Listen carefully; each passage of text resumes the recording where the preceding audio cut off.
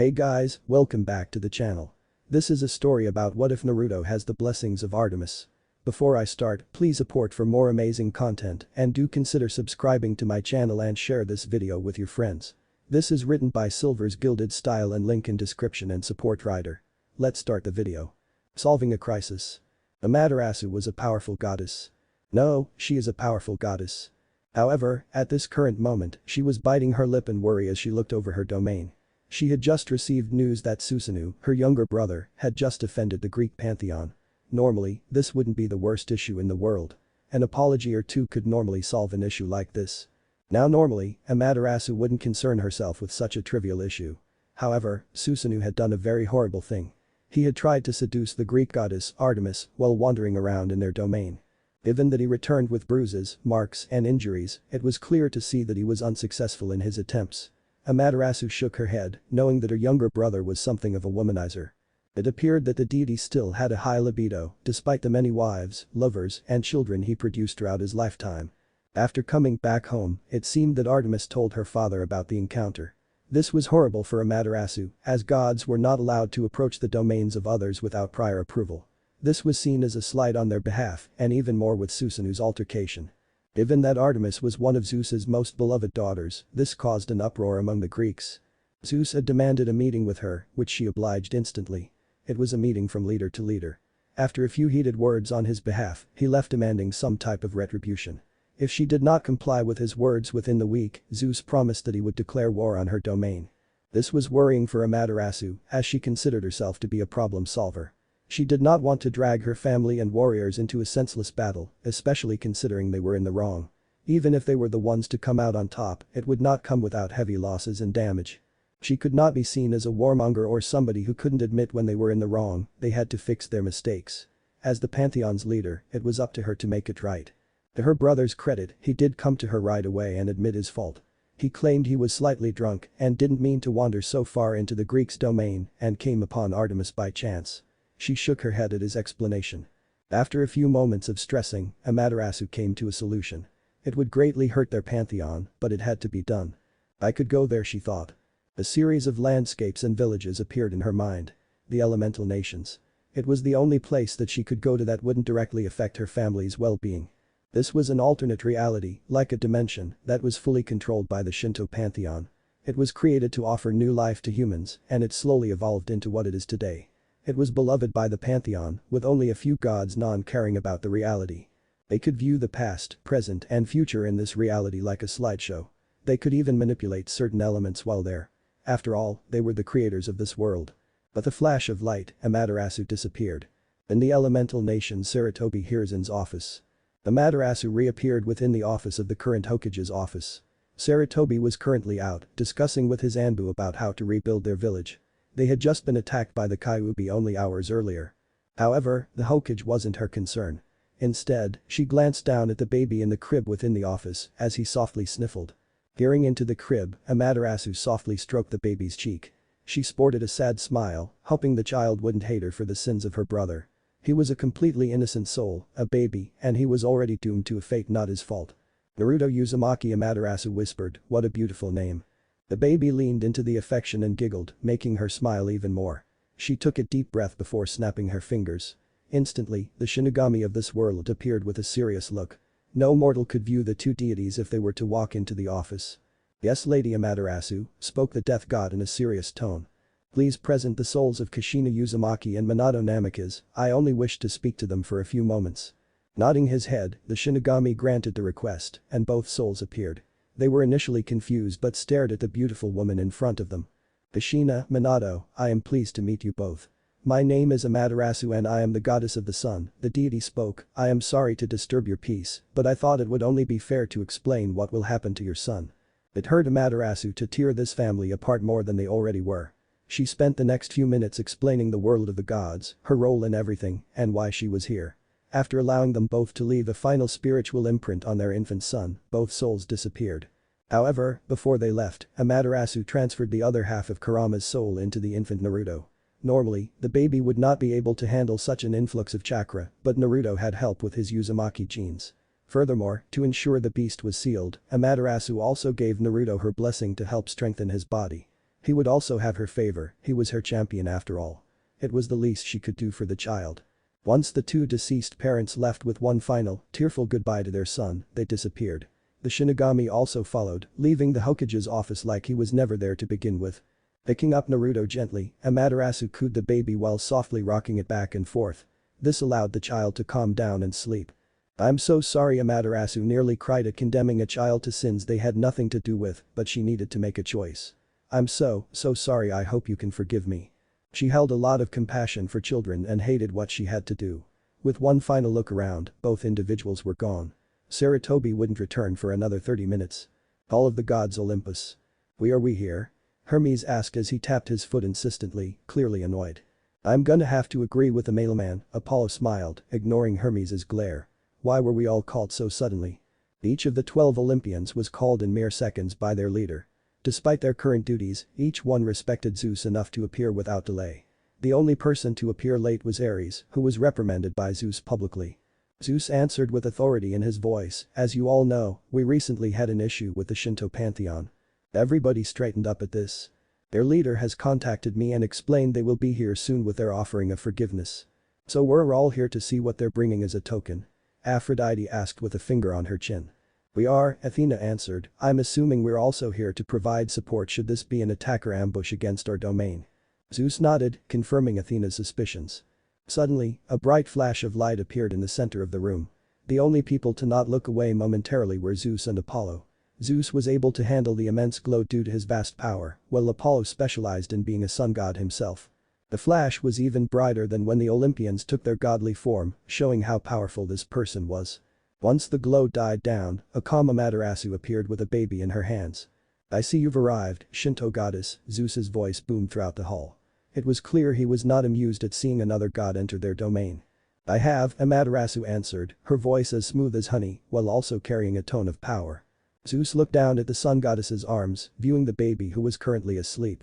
It was clear he was under some kind of charm or spell as to not awake during this meeting of godly beings. "And your token of forgiveness is a baby?" Zeus spat out like venom, not amused at all. He looked like he was a moment away from striking down the goddess, or at least attempting to. "It is," Amaterasu said while never diverting her eyes away. "The baby in my arms is named Naruto Uzumaki Namikaze, an infant from our pantheon's reality." "Personal reality?" Zeus asked with a raised eyebrow. "Explain." So Amaterasu spent the 20 minutes explaining the development of the elemental nations. She explained how it started many eons ago, how time passed differently in the world, and how humans had chakra, unlike the humans of this world. After explaining everything about the land, Athena seemed to be incredibly intrigued by the idea of this new world. It seemed many of the customs within the Shinto pantheon carried over to this reality, as she expected. "Excuse my interruption," Hera spoke out, keeping her gaze sharp, "but what does this world have anything to do with your token?" Amaterasu hardened her gaze. "The child in my hands is the child of prophecy of that world. By taking him out, I have effectively doomed that reality to end without their savior. Decades and decades of Shinto development that have been poured into this world will crumble without this hero in my arms." Hera hummed while leaning back on her throne. Ares snorted, "It must be a fragile world if it can crumble without one person to hold up the pieces." Amaterasu looked over with a frown. "Do not underestimate that land, it has warriors that could even rival the gods of this world. Some could even best you in combat." Ares' smile went away after hearing this. Zeus waved his hand, eager to end any conversation going on. "So why bring him here? Why doom your pantheon's project?" "Because I want to show our commitment to fixing our wrong," Amaterasu spoke. "By allowing our precious reality to die out, we show that we mean to fully fix our mistake against Artemis." Zeus looked over at his daughter, watching her expression. As expected, she looked calm and collected, but ready to fight at a moment's notice. "As a child of prophecy, he is immensely important and can grow to limitless potential," Amaterasu spoke, "so I bring him here to Olympus and ask if you would allow me to take him in. Adopt him, train him, and allow him to love Olympus as a defender. He could prove great strength to your ranks." Zeus snorted, "Why would I do that? Why would I allow a potential threat to rise in our pantheon? You could have even influenced his mind to turn against us when we least expected." The paranoia that usually surrounded the king of Olympus reared its ugly head once again.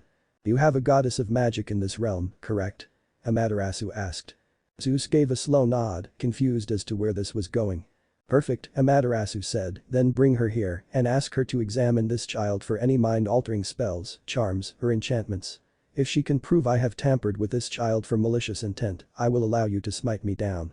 Now this raised the eyebrows of Zeus, including many other of the Olympians. This was not a claim that could be made so easily, especially when you are the leader of another pantheon altogether. Snapping his fingers, Hecate appeared in a flash of electricity. "Hecate, please examine the infant before you for any mind-altering hexes or charms.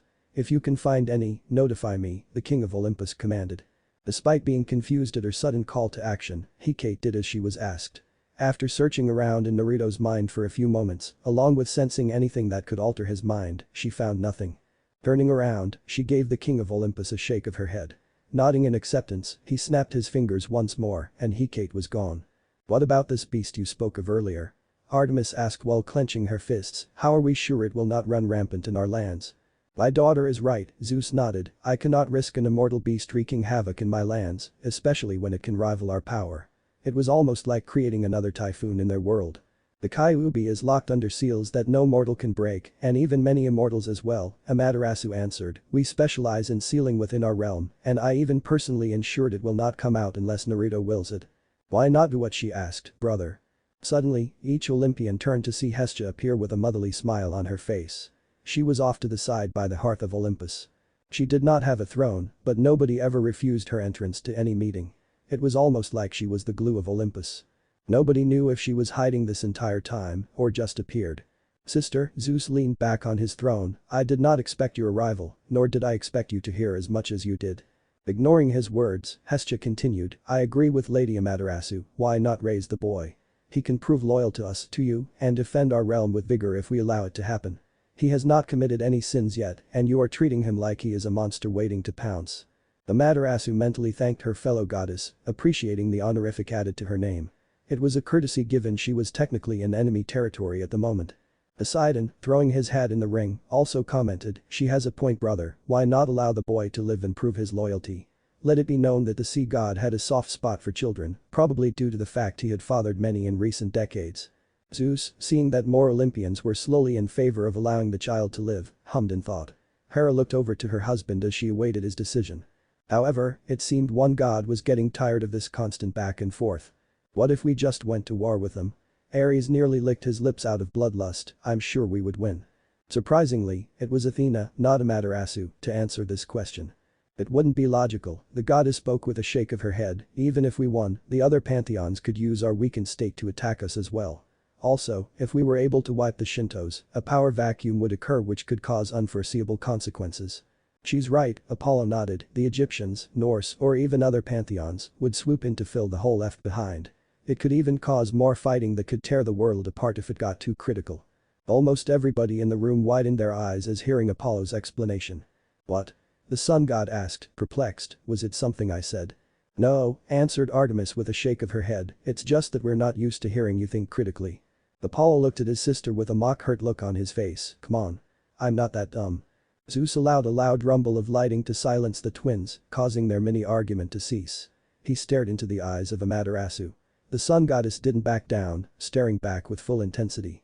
After a few moments of this eye contact, Zeus spoke out, "I shall allow Artemis to decide if this offer of generosity is welcomed. If she refuses, we will have to accept an alternate form of forgiveness, or we will go to war." The Hall of Gods went silent as everybody stared at Artemis, waiting for her answer. As for the goddess, she stared at Naruto's sleeping form. She couldn't help but realize that this child was already dooming his homeland to death by being taken away. He was their child of prophecy, and clearly, this was a big token being given by the Shinto pantheon. Despite her man-hating reputation, Artemis was reasonable in her actions. She saw no reason to allow this child to die for the sins of another person who had no relation to him. He was already being punished in his way by being taken out of his world.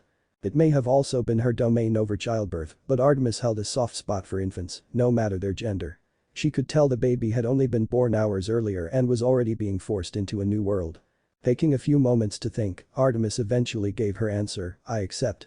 This gained a smile out of Hestia, while Ares looked annoyed that they wouldn't be going to war after all.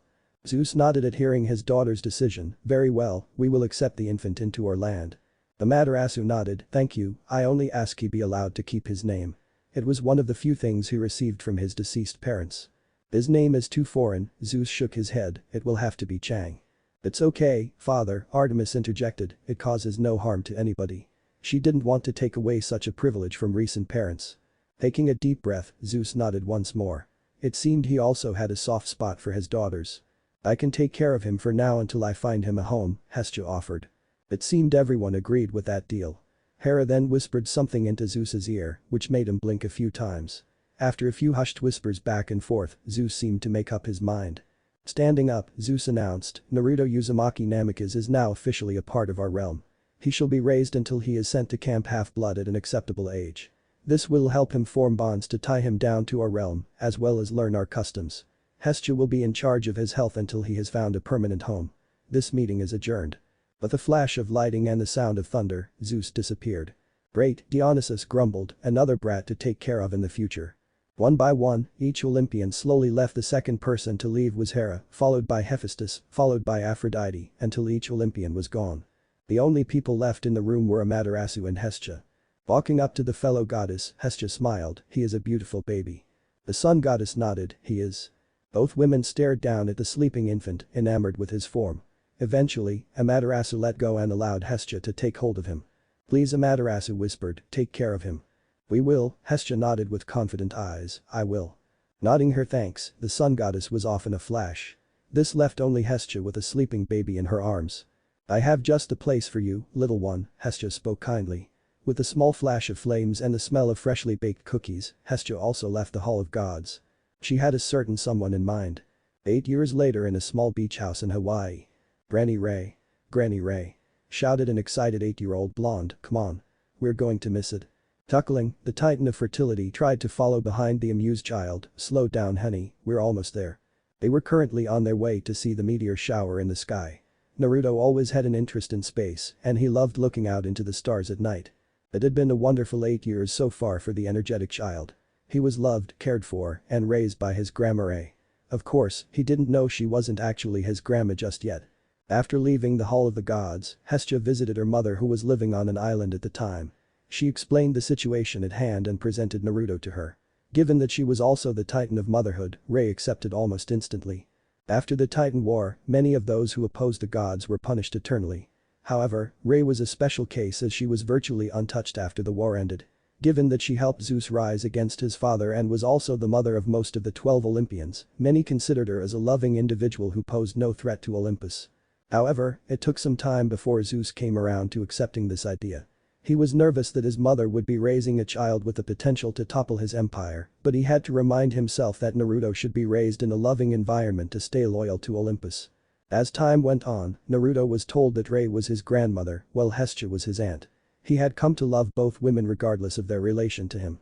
Whenever he asked about his parents, Ray would always stroke his hair and promise they would explain it to him whenever he was older. The only thing he was told was that they loved him very much. He was even allowed to play with Ray's pet lions, who absolutely adored the blonde bundle of joy. It took a while before they could play together, but Ray ensured nothing happened to the child while she was supervising.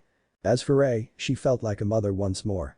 Despite not having the title, she bathed, clothed, and loved the child like he was her own. In her opinion, Naruto reminded her a lot of when Zeus was still young. He was an absolute joy to be around and constantly brought smiles to the faces of others. After being handed Naruto, Ray decided to live in a small house along the coastline of Hawaii. She loved the atmosphere there, plus, she could allow Naruto to be raised around nature. Her dark black hair usually flowed down her shoulders, and her green eyes always held love for the small child in her care. She was told of the massive beast being sealed within the child, but she didn't care. She was sure that if it ever came down to it, she could handle it herself. She was still a titan after all. But Granny, Naruto whined, we missed it last time, I don't want to miss it again. Ray smiled, that only happened because you stayed up the previous night playing that new game I got you and slept in the following day, she reminded him while being dragged along by her grandson. Naruto gained a blush of embarrassment on his cheeks at the memory, okay, but I don't want to miss this one. Soon enough, the duo found an acceptable spot for the blonde and laid down together in the grass. They watched as many meteors soared through the sky, blitzing in balls of fire. While Naruto spoke out in childlike wonder, it's so pretty. Ray giggled at his excitement. She also looked into the night sky and watched as the meteor shower continued, amazing the child next to her. I wonder if either conducts this light show for his amusement as well, Ray thought while staring up. As the two lay together, enjoying the meteor shower, Ray looked over at the blonde. He had both hands behind his head with a gaping mouth, obviously amazed at the sight. His fascination with space always amused her. She had come to love Naruto ever since he was a baby. Seeing his growth made her smile sadly, knowing that one day she would have to send him off to Camp Half-Blood as decreed by Zeus many years ago. Despite her sway with her son, he was still king of Olympus, and his word was law. Until that time, however, she would enjoy every second she would get with him. It did sadden her heart knowing that he grew far too fast for her liking. 8 years was nothing to her, barely a blink of an eye. However, that was because she was an immortal who had lived for eons. Naruto, however, did not have that same luxury. He's so precious, the Titan mother thought while gazing at the child. He was truly a gem in her life. However, despite wanting to coddle him forever, Rei knew she needed to train him in some form of combat soon enough. Despite every maternal instinct in her body screaming at her to protect him from the world, he had to eventually leave for Camp Half-Blood. If he was going out into the world, she wanted him to be prepared. She had asked Hestia if she could contact Amaterasu on how to train him in chakra, as she had no idea how it worked. Both goddesses had become somewhat of courtesy friends in recent times, so it was best if Hestia asked.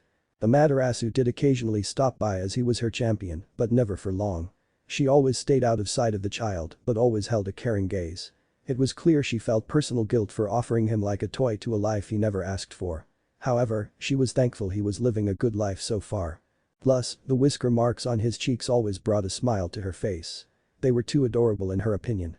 As Rei gazed upon the amazed blonde, she started to notice a small, nearly unnoticeable, trace of power leaking out. Concentrating her eyes on the source, Rei was surprised to see something that struck her as odd. In the tall grass they lay in, small flowers began to bloom. They were scarce, with there only being about 4, but they sprouted up slowly. Each time Naruto made a noise of amazement, they seemed to garner a boost in growth. They stopped growing after a few seconds as they fully bloomed, but Rei took notice of this regardless. Interesting, was he granted a blessing I wasn't aware of? She wondered. She wouldn't even consider that he was given a blessing by Gaia, as that would certainly set off alarm bells in Zeus's head. However, she also didn't feel her mother's power within the boy, so it couldn't have been her. This was something completely different, but she didn't know what it was. Deciding to dwell on it later, Rei instead took this time to enjoy it with her grandson. They viewed the meteor shower for the next hour until she decided it was time for bed.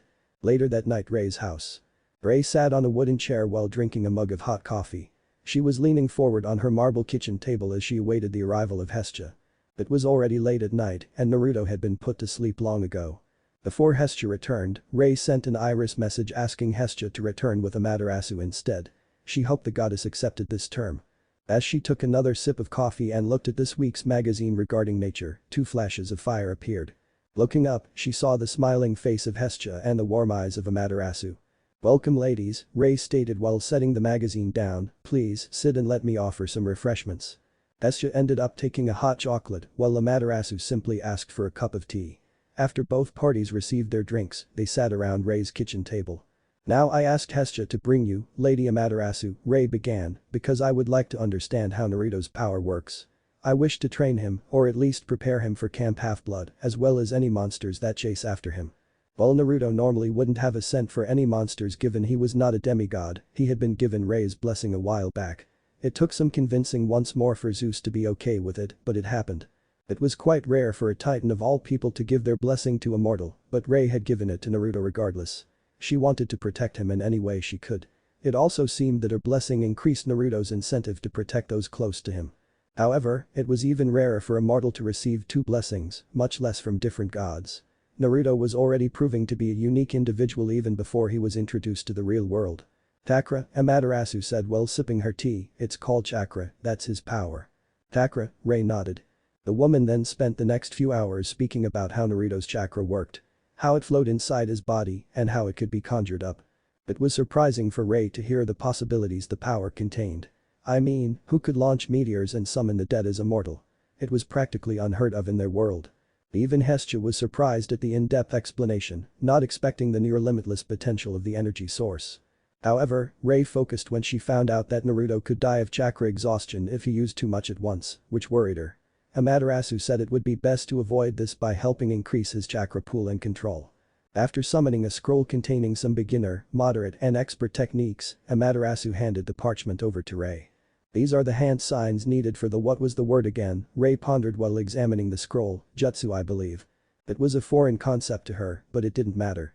She would help her grandson no matter the condition. She learned about chakra affinities, Kekkei Genkai, and other concepts relating to the blonde child. She made sure to memorize everything she was being told, as it would be critical to Naruto's growth. Placing the scroll to the side for now, Ray asked a question, does Naruto have any Kekkei Genkai? Hestia also nodded, curious to know as well. Amaterasu shook her head, to my knowledge, he shouldn't have any. Does he have his chakra unlocked already? Ray asked with her arms crossed. He does, Amaterasu nodded, I unlocked it for him when he was an infant. The earlier they can unlock it, the better it is for the individual. Eventually, once they reach a certain age, it is nearly impossible to unlock their chakra if they haven't already. Deciding to let the cat out of the bag, Ray sighed, I see. Well, I think you should both know that I believe Naruto may have something similar to what you called Mokuton or wood release. How so? Amaterasu asked instantly, we've never seen it replicated outside of Hashirama Senju, it should be impossible. Ray shrugged, I'm not sure, I'm still new to all this.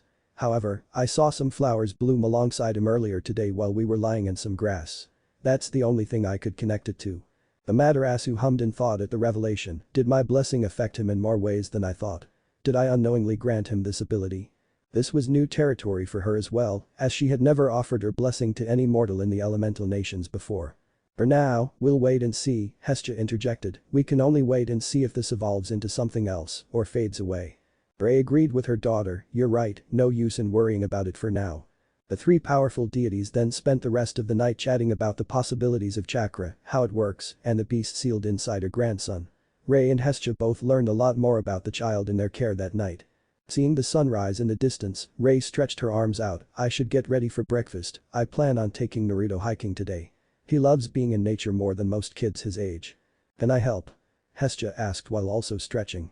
I would be a fool to turn down the offer, Ray chuckled while picking up the cups of all three, planning to wash them. Taking her leave as well, Amaterasu flashed away to her domain.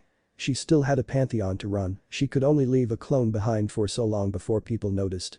5 years later, New Jersey, Ray's home. Ray looked over the 13-year-old child before her with worried eyes.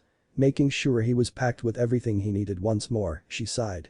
It was finally happening, her sweet child was leaving the nest. These past 5 years had been eventful for the duo, as Hestia had been more involved in the blonde's life. She frequently stopped by, claiming her duties were not as severe lately. Even when she was needed, such as to attend to the hearth, she split her consciousnesses so her copy could be with Naruto. They had moved to New Jersey a few years back, with Ray claiming that it was so she could introduce Naruto to new cultures around the United States.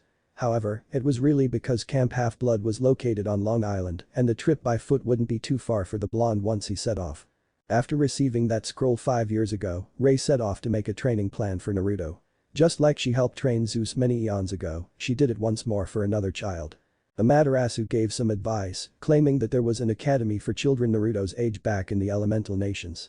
Once she had their usual schedule, Ray decided it was best if she trained Naruto at somewhat the same pace as he would be back then. It was an okay starting point for her, but she planned to break it soon enough. After all, she couldn't risk holding back his potential just because of her training plan. He would soon need all the help he could get in this wild world. One of the more surprising things that happened was when Hestia gave Naruto her blessing as well.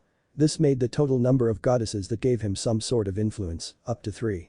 With Hestia's blessing, Naruto was now able to speak to the goddess through any source of fire. These messages would relay to Hestia through her heart, effectively allowing a source of communication between the two. Zeus almost threw a fit when he heard this, however, he was eventually calmed down by his mother. However, he did place a ban on any more gods giving Naruto any blessings until he deemed fit. In a way, Ray was still spoiling the blonde. He had turned 13 a few months back, yet she still kept him close. It was only due to Zeus's reminder that he needed to leave soon, which prompted the blonde's departure. Granny, I swear, I'm fine. Naruto huffed out as Ray kept searching over his body. He currently had a backpack strapped while holding a map in one hand and a compass in the other. They were both gifts given to him by his grandmother, claiming it would lead him to Camp Half-Blood. Hush you. Ray said back with no real maliciousness, it's my job to worry. Naruto laughed only a kid with pure innocence could produce. Hearing this, Ray's eyes softened as she realized he had to leave soon. Placing her hands on his shoulders, she took a good look at her grandson. Over these years, he had grown exponentially. She had a talk with him about his origins finally, about where he came from. She also broke the news that he was adopted as his parents passed shortly after his birth. Surprisingly, he took it rather well for a child. In Naruto's own words, I bet my parents were wonderful, but I only need you and Aunt Hestia. It truly brought a weight off of Rei's shoulders, as she was terrified Naruto would hate her for keeping him away from his homeland. However, it made sense, he had no true connection to his homeworld as he wasn't raised there. It also made her love him even more, seeing as Naruto didn't care if he was adopted. However, after speaking to him about his chakra and what it meant, Naruto also responded like a child. He spent the next few minutes gushing over the fact he could do what the cool superheroes in his comic books could do now. Finally, she gave the final realization that their family were the Greek gods from Olympus.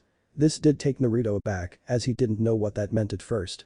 After she smacked her forehead in realization, she spent the next few days catching him up on some of the Greek stories and history regarding their family. Once again, in his mind, this was amazing to Naruto. His family was comprised of immortals who could control the world, what was not cool about that? However, these are the thoughts of an 8-year-old child. As he aged 5 years, Naruto gained a slow sense of maturity. After moving to New Jersey, Naruto began his training with his grandmother and aunt.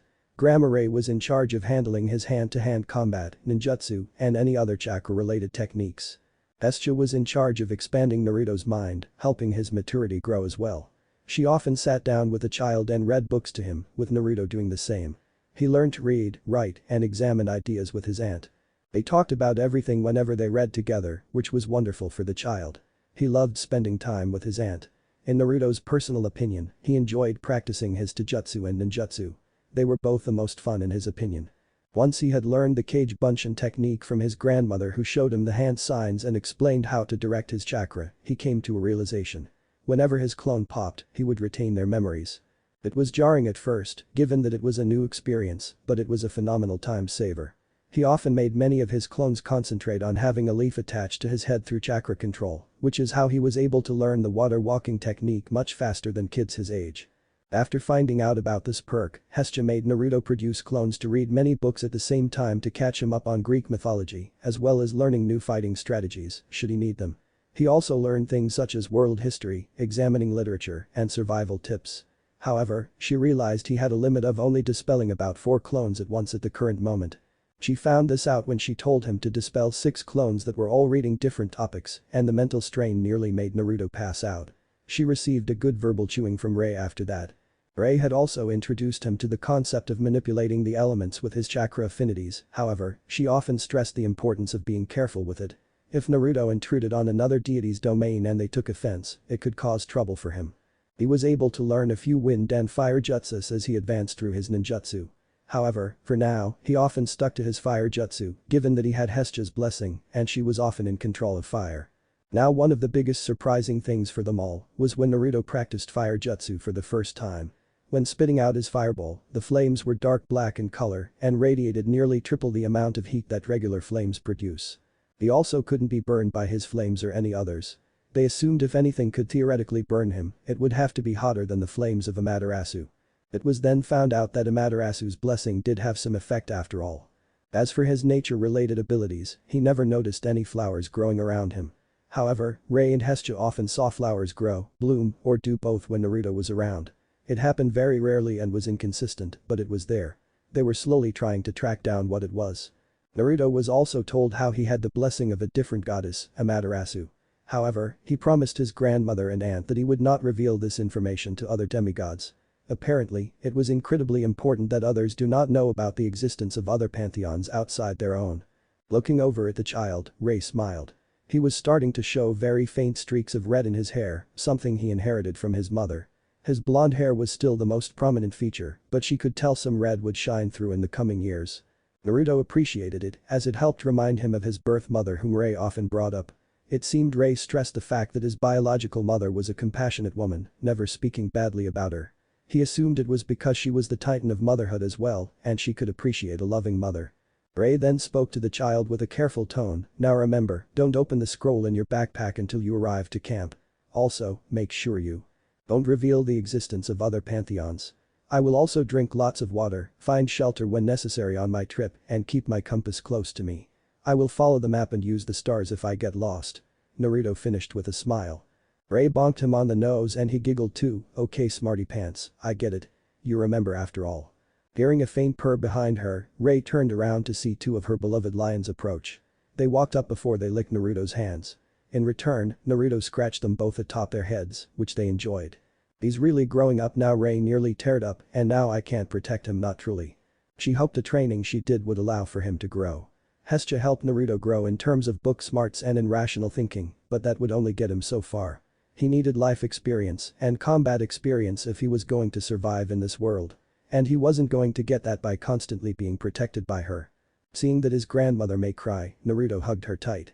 Even the two lions joined as they wrapped themselves around the legs of both individuals. "Hey granny, don't cry," Naruto whispered into her chest as he squeezed her. "I'll be alright out there, trust me." "I know," Ray responded, letting the tears fall at this point. "I'm just scared is all, it's what mothers do." Looking up into Ray's green eyes, Naruto smiled. "Well, I always thought of you as a mother, so I guess that makes sense." These simple words nearly made the Titan break down even more. She was getting too attached, but how could she not? He was practically her son for his entire life. She had raised him, with Hestia's help of course. The reason she made Naruto call her grandma in the first place was to not lie to him. She didn't want him to think she was his mother when his real mother loved him just as much. Yet, hearing those words made her incredibly proud to be given the honor of his mother. Thinking about his words, Ray simply caressed Naruto's spiky hair with a tearful smile. He would be leaving soon, so she would take this moment to hold him one moment longer. A few days later with Naruto. After separating from his home days earlier, Naruto set off on his journey. He knew given that he had the blessings of two Greek goddesses, he would be targeted by monsters if he strayed too far off. Given this, he stayed on constant alert as he traveled to Camp Half-Blood. He didn't know how strong of a scent he produced given he was not a demigod, but he stayed on his toes regardless. It wouldn't be smart to let his guard down in the wilderness. While his grandmother did give him money to stay at hotels along the way, Naruto secretly slept in the woods. It's not that he didn't appreciate the gesture, but he knew that at some point, she wouldn't be able to protect him. He needed to learn how to survive on his own and defend himself should he need to. Naruto wasn't completely naive, he knew the world was cruel. He knew that there were rapists, murderers, and other horrible people out there in the world. Life wasn't as easygoing as it was at home.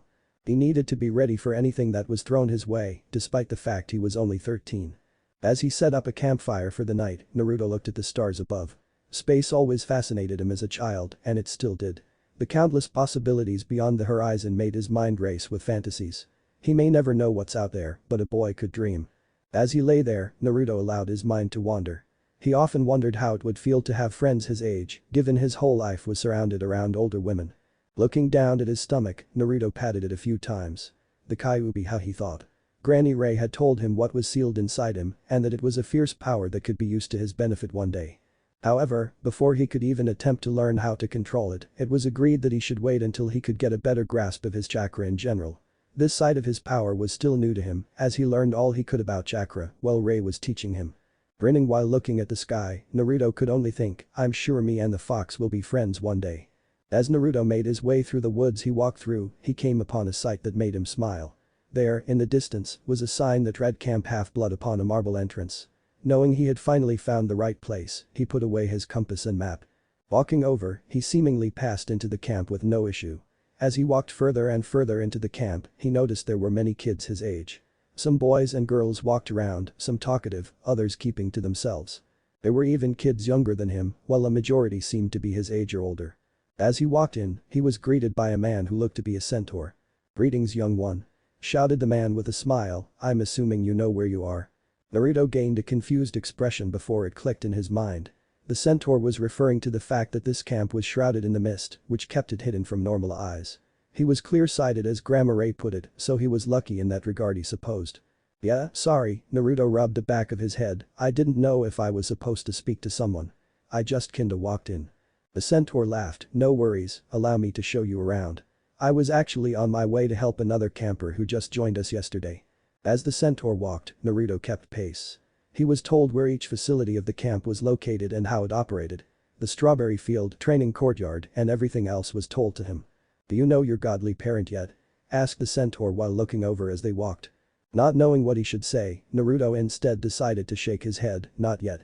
"No worries," the man responded with a warm smile, "most campers who join don't get claimed until they arrive. I'm sure you will be claimed soon enough." "Thank you," Naruto nodded with a smile. "Oh my, how could I forget my manners," the man said to himself, "allow me to introduce myself, I am Chiron, the instructor here at Camp Half-Blood." "Nice to meet you, Chiron," Naruto responded with a grin, "I'm Naruto Uzumaki." It only took a few seconds before Naruto remembered where he heard that name. It looked like all the time reading with Aunt Hestia was finally paying off. Snapping his fingers in recognition, Naruto spoke out, "You're the same Chiron that mentored Heracles, right?" Yes, Chiron gained a sad look in his eyes, "Yes, I am." Before they could speak any further, both individuals heard a commotion. Looking over, they witnessed the bathroom area burst with water spurting out in waves. It seemed the pipes were combusted and water leaked all over the campgrounds. Sprinting over, Chiron went over to assess the situation. Deciding to follow the instructor, Naruto also walked over at a slower pace. Eventually, they witnessed 3 individuals walk out. It was 2 girls and 1 boy. One of the girls seemed to have gray eyes and blonde hair in a braid, which only showed her fair complexion. She had an annoyed look on her face, clearly due to the water dripping off her clothes at the moment. As for the other girl, Naruto had a slight blush at seeing her. She had dark brown curly hair that traveled to her shoulders. Her brown eyes showed a ferocity that held experience behind them. Her bronze-skinned complexion also attracted him to her. He had never really felt these types of feelings before, so it was all new to him. However, it looked like this girl received the full brunt of the water attack. While the blonde-haired girl was slightly wet, this girl was soaked from head to toe in water.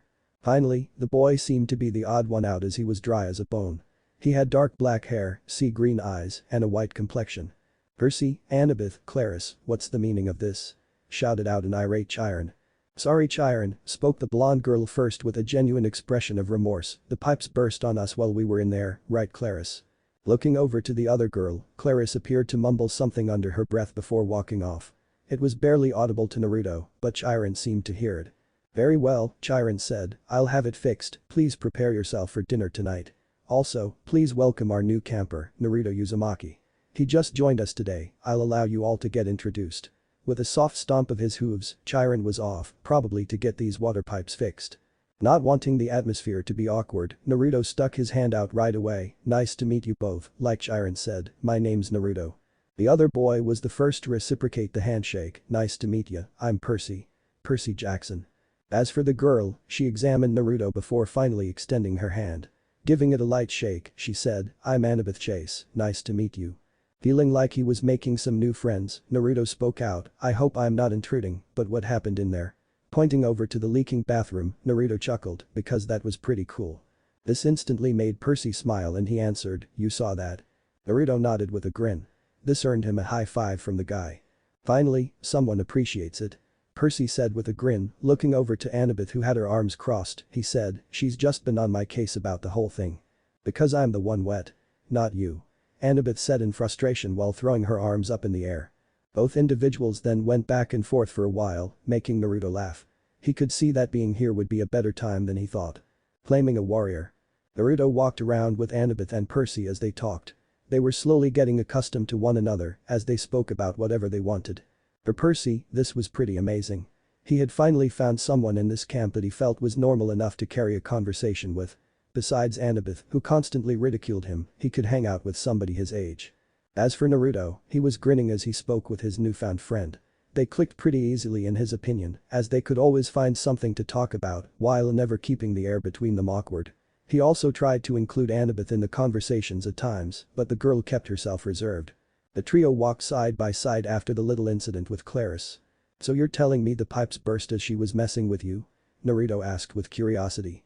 "They did." Percy exclaimed, "It was so weird, but it was so cool at the same time." Naruto laughed, "I would have loved to see it." "Ugh boys," Annabeth mumbled under her breath while shaking her head, despite the fact there was a small smile on her face. "So where are you staying?" Percy asked his fellow friend as he walked. "What do you mean?" Naruto questioned back. "Did Chiron not tell you?" Annabeth interjected, "Everyone gets placed in a cabin representing their godly parent, it's how you know where to stay. Depending on who your godly parent is, depends on where you stay after they've claimed you." Oh, Naruto thought with worry, not knowing how this would turn out for him, given he wasn't originally from this world or a demigod.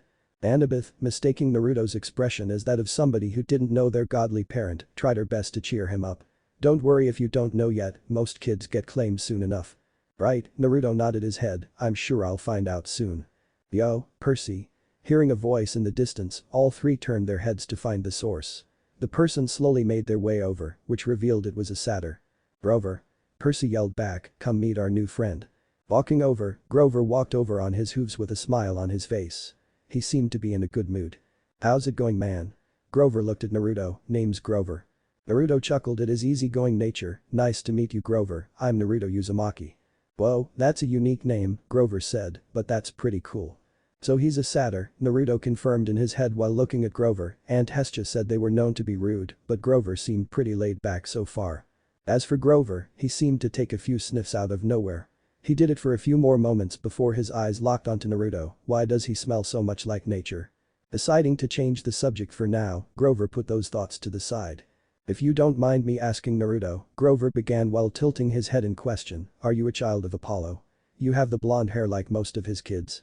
Seeing that all eyes were on him, Naruto sheepishly rubbed the back of his head. I'm not sure, I don't know my godly parents, so to say. Grover nodded in sympathy. No worries, man, I'm sure you'll find out soon. All the kids here do in some way or another. Unless you in the Hermes cabin, mumbled Percy under his breath, but Naruto was able to hear him. Why do you say that? Asked the blonde.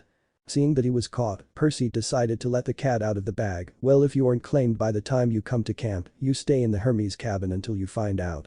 The thing is, some kids go without being claimed for years. Annabeth grimaced at this revelation. He's right, most kids stay there since Hermes is a god of travelers, so he doesn't mind picking up other kids. However, it is overcrowded and we've been trying to come up with a solution for a while now. Only the kids of Athena would try to solve something without being asked, Grover joked. Kids of Athena? Naruto contemplated while looking over Annabeth. I could see that. That actually makes sense the more I think about it.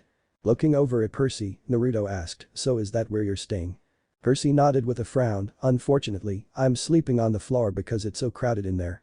Are you his child or unclaimed? Naruto asked.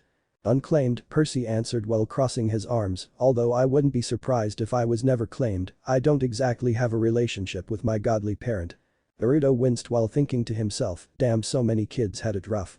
I'm very lucky to be raised by Granny and Aunt Hestia. These moments opened his eyes to the rough treatment most demigods face. Enough about that.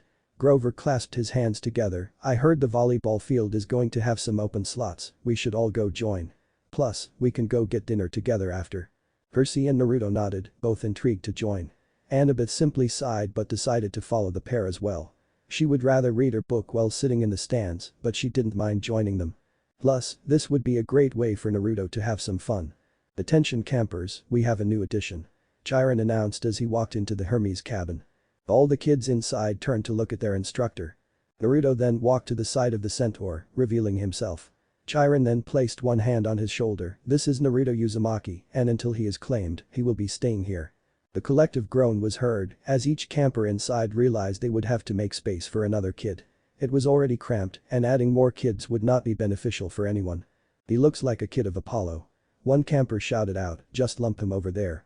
Some seemed to be in favor of this idea, with many agreeing. Chiron shook his head, until he is claimed, Naruto will stay here, end of discussion. Putting his hoof down as a sign of authority, the centaur gave the blonde some supplies. Being handed a sleeping bag, a few water bottles and other items, Chiron wished Naruto a good night. As he walked out, another older kid came up to the blonde. Nice to meet you, Naruto, my name is Luke. I'm the head counselor here at the Hermes cabin. Getting a look at the older kid, Naruto assumed he looked to be around 18 or 19 given his appearance. He had sandy blonde hair, blue eyes, and a small scar on his cheek. He didn't seem to hold any malicious intent, but Naruto felt uneasy around him for some reason. Naruto. Hearing a shout, both boys turned their heads to see Percy come out of the crowded sleeping area of the cabin. Percy? Naruto responded with a smile, happy to see his friend once more. The trio then spoke for a few minutes, while Luke kept an easy smile on his face the entire time. He then decided it was time for bed, given the sun had set a while ago. Well, Naruto, Luke began, feel free to take any open spot you can find, sorry about the clutter by the way. Actually, I saved you a spot over by me. Percy said excitedly. Nodding his head, Luke bid them both farewell before going back to his sleeping quarters. Why did he feel so malicious? Naruto wondered as he stared at the retreating form of the teenager. Come on. I have a pretty sweet setup over here. Percy said while leading the way. Naruto followed and ended up placing his belongings next to Percy. Both kids were located near a corner of the cabin, with a window placed above their heads. Percy warned that some kids of Hermes like to steal, so Naruto kept a close eye on his things. He didn't want to get robbed while asleep. As both boys spoke about their own respective lives, they learned a lot about each other. For one, Percy learned that Naruto was raised by his aunt and grandmother before being sent here. Naruto was adopted as a baby, which he didn't mind.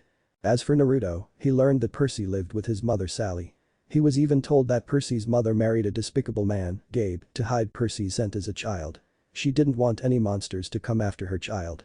This made Naruto sad, as he didn't understand why any Olympian would allow their spouse to fend for themselves or have to degrade themselves to protect their child. If you were an all-powerful Greek god, why not provide in some capacity? Why did they have to always abandon their child? On top of that, why was the child then expected to fight for their godly parent? It didn't make much sense in his mind, and things needed to change. However, he decided to keep those thoughts to himself, as he didn't want to put Percy in an even worse mood than he was while recounting his life story.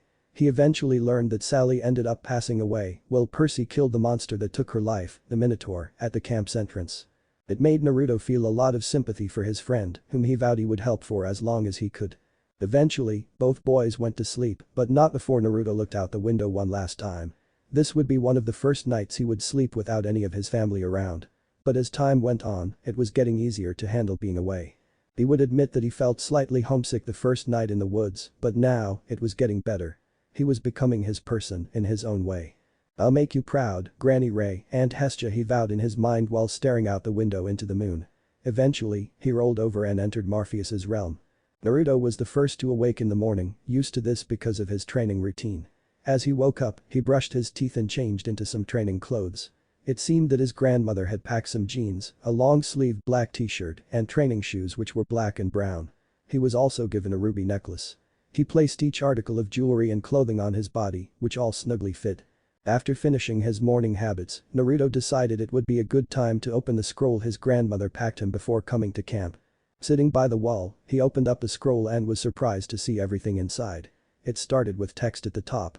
"Naru, if you're reading this, then that means you've opened up the scroll while at Camp Half-Blood and not any time earlier since this was charmed. Below are different categories of techniques I gathered, which you can learn at your own pace. I wanted you to be able to freely decide your training progression, but if you need a schedule, feel free to let your granny know. All you have to do is pour your chakra in whatever seal you want and it will pop out a book, scroll, or parchment about those techniques. Don't lose them." The ruby necklace inside your backpack is also made from a special type of material that can contain the Kyuubi inside, should it ever run rampant. Think of it like a fail-safe in case it tries to take over your body. Of course, me and Hestia already enchanted it as well. Don't forget to visit. Fire release techniques. Wind release technique. Water rel. Naruto looked down the scroll to see there was a seal located under each category, which he assumed meant it held the respective knowledge. As he read towards the bottom of the scroll, however, he came across something interesting. There was something labeled as Fuinjutsu which piqued his interest. Over his time reading with Aunt Hestia, Naruto had learned the language of his homeland. This meant he knew what Fuinjutsu translated into, which was sealing techniques. Now, normally, Naruto wouldn't jump to such an advanced topic right away. However, he decided to spice up his normal training routine. He already had a grasp on chakra control, elemental ninjutsu, and even some hand-to-hand combat. Why shouldn't he try something new for once? Seeing that most people in the cabin were still asleep and snoring, Naruto made up his mind. Placing his hand on the scroll, Naruto poured a small amount of chakra where the Fuinjutsu seal was. Instantly, a small poof was heard with a book falling into his lap. Startled, Naruto jumped up to see if anybody had awoken from the small commotion, only to realize that the only person who stirred was Percy. However, he assumed it was because Percy was right next to him. Breathing a sigh of relief, Naruto put the scroll away in his backpack for now while he read the book. It was titled in kanji, so only he could read it for now. The title, once translated into English, stated, "The Guide on Sealing Techniques from Beginner to Expert." Opening the book to the first page, Naruto began reading the contents inside. He became lost in the world of seals, being amazed at what only a few lines of kanji and some chakra could do. Not only were the possibilities endless, but he could slowly grasp how the Kyuubi was sealed inside of him now. Whenever he would use his chakra, a black swirl would appear on his stomach. Once he found out it was the seal containing back the Kyuubi, he didn't think much of it. But now, he was understanding the science behind the seal. Naruto stuck to the beginner section of the book so far, as the other sections used terms he wasn't completely familiar with just yet. As he flipped from page to page, Naruto realized the book provided examples, theories, and other topics related to Fuinjutsu. There were seals he could replicate in real life to see if they worked. Realizing this, he shuffled through the book once more, only to see a calligraphy kit fall out. It seemed the book came with a starter set, so people could learn as they went. Placing the book on the floor, Naruto grabbed a piece of parchment paper and ink pen before trying his best at replicating a beginner seal. This seal was meant to hold items, such as the seals on the scroll his grandmother gave him. After putting together what he thought was correct, he tried pouring chakra inside only for nothing to happen. Looking over once again, he noticed that his lines were slightly crooked. Wow, so just one simple mistake. Naruto thumbed the lines that he drew, will make the entire thing useless. There is such a specific art to this. It was clear it would take time to learn this. Percy groaned as he awoke, feeling the sun's rays hit his face from the window above. He sat up and stretched, only to hear some scribbling beside him. Turning over, he saw his friend hunched over and drawing on a piece of parchment paper. His hands were steady, and he could see that he was completely focused on the task. "What are you doing?" Percy asked. Not taking his eyes off of the kanji he was writing, Naruto answered back, "Just something I've been practicing, it's a hobby of mine." He hated that he had to lie to his friend, but he wasn't sure how he would explain it. He couldn't just outright say, "Oh yeah, I'm working on something that's only exclusive from my homeworld. You wouldn't understand, it's from another pantheon." That would get him in a world of trouble, so instead, he made up the lie on the spot. Thankfully, it seemed that Percy bought it as he got out of bed and made his way into the bathroom. Hearing the shower turn on, Naruto could guess what Percy was planning on doing. Leaning back, Naruto could see that despite his extra effort, his lines were still slightly wobbly. Huffing in disappointment, Naruto decided to put it all away for now. It seemed that he needed extra practice in this field if he wanted to get better at it. Percy then walked out of the shower with a towel wrapped around his waist. Gathering some clothes, he went back in and changed into jeans, a blue t-shirt, and some gray sneakers. "Ready for today, campers?" shouted out Luke to the cabin as he emerged in the middle of the room. "Hurrah!" shouted out the kids in excitement. Seeing his friend walk back over, Naruto whispered over to him, "Oh, what's today?" Percy shrugged, also confused by this announcement. "Today, we train." The Hermes kids seemed to be excited by this announcement. "Tomorrow, we win, capture the flag." Another round of cheers sounded off inside the cabin. Camp Half-Blood Training Grounds. As Percy and Naruto stood to the side of the training fields, they both thought of different things. "I'm screwed," Naruto deadpanned while looking at the swordplay going around. He was not proficient in any kind of swordsmanship at all. "I'm going to crush this," Percy thought with excitement, clearly giddy to get out on the field. "What are you two boys doing over here?" Annabeth questioned as she walked up to them. "You know the training is happening over there, right?" She pointed over at the kids sparring. "I'm still new to this, so I don't know how to join," Naruto claimed sheepishly. Percy nodded, also along the same train of thought. "Well, then we'll assign you training partners," Luke said as he appeared behind Annabeth. The girl turned around and gained a slight blush on her face at the sight of the teenager. "Percy, you're with me," Luke said while looking at the dark-haired boy. "Naruto, you take Annabeth here."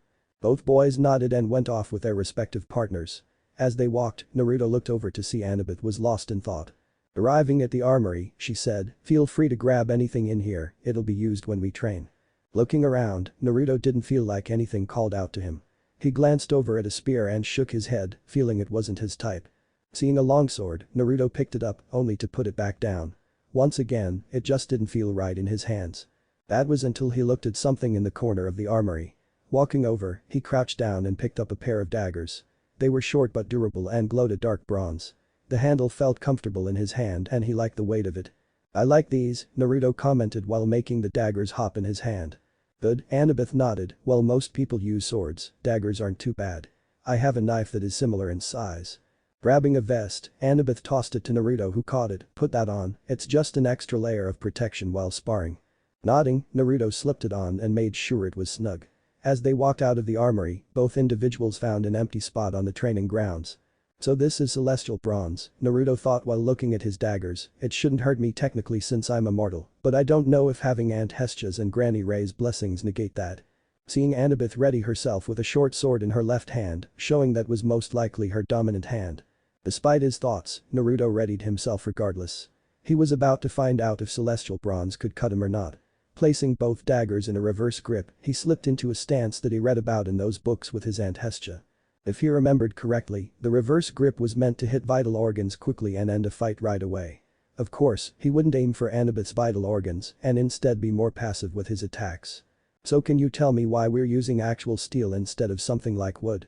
Naruto questioned while keeping his eyes locked on his opponent. "Because that would be less fun, besides," Annabeth said while raising her short sword, "we demigods have to be ready for life and death battles at all times." Naruto nodded while keeping his eyes ready.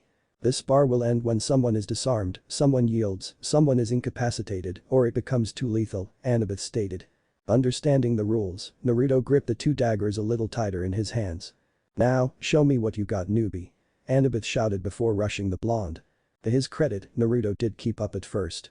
Annabeth swung her sword methodically, always swinging with a purpose in mind. Ducking under the first swing, Naruto raised his right dagger into the air. He aimed to cut Annabeth's arm, but she was ready for that as well. Shifting her weight backward, Naruto's swing barely missed her arm by centimeters, but it missed.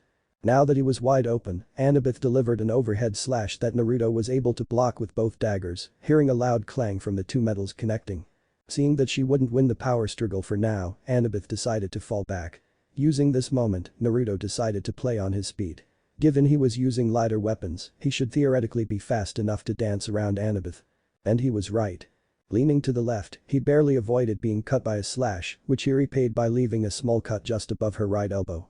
Dodging another slash by jumping to the right, he gave a quick nick to Annabeth's side, causing her to grunt in pain.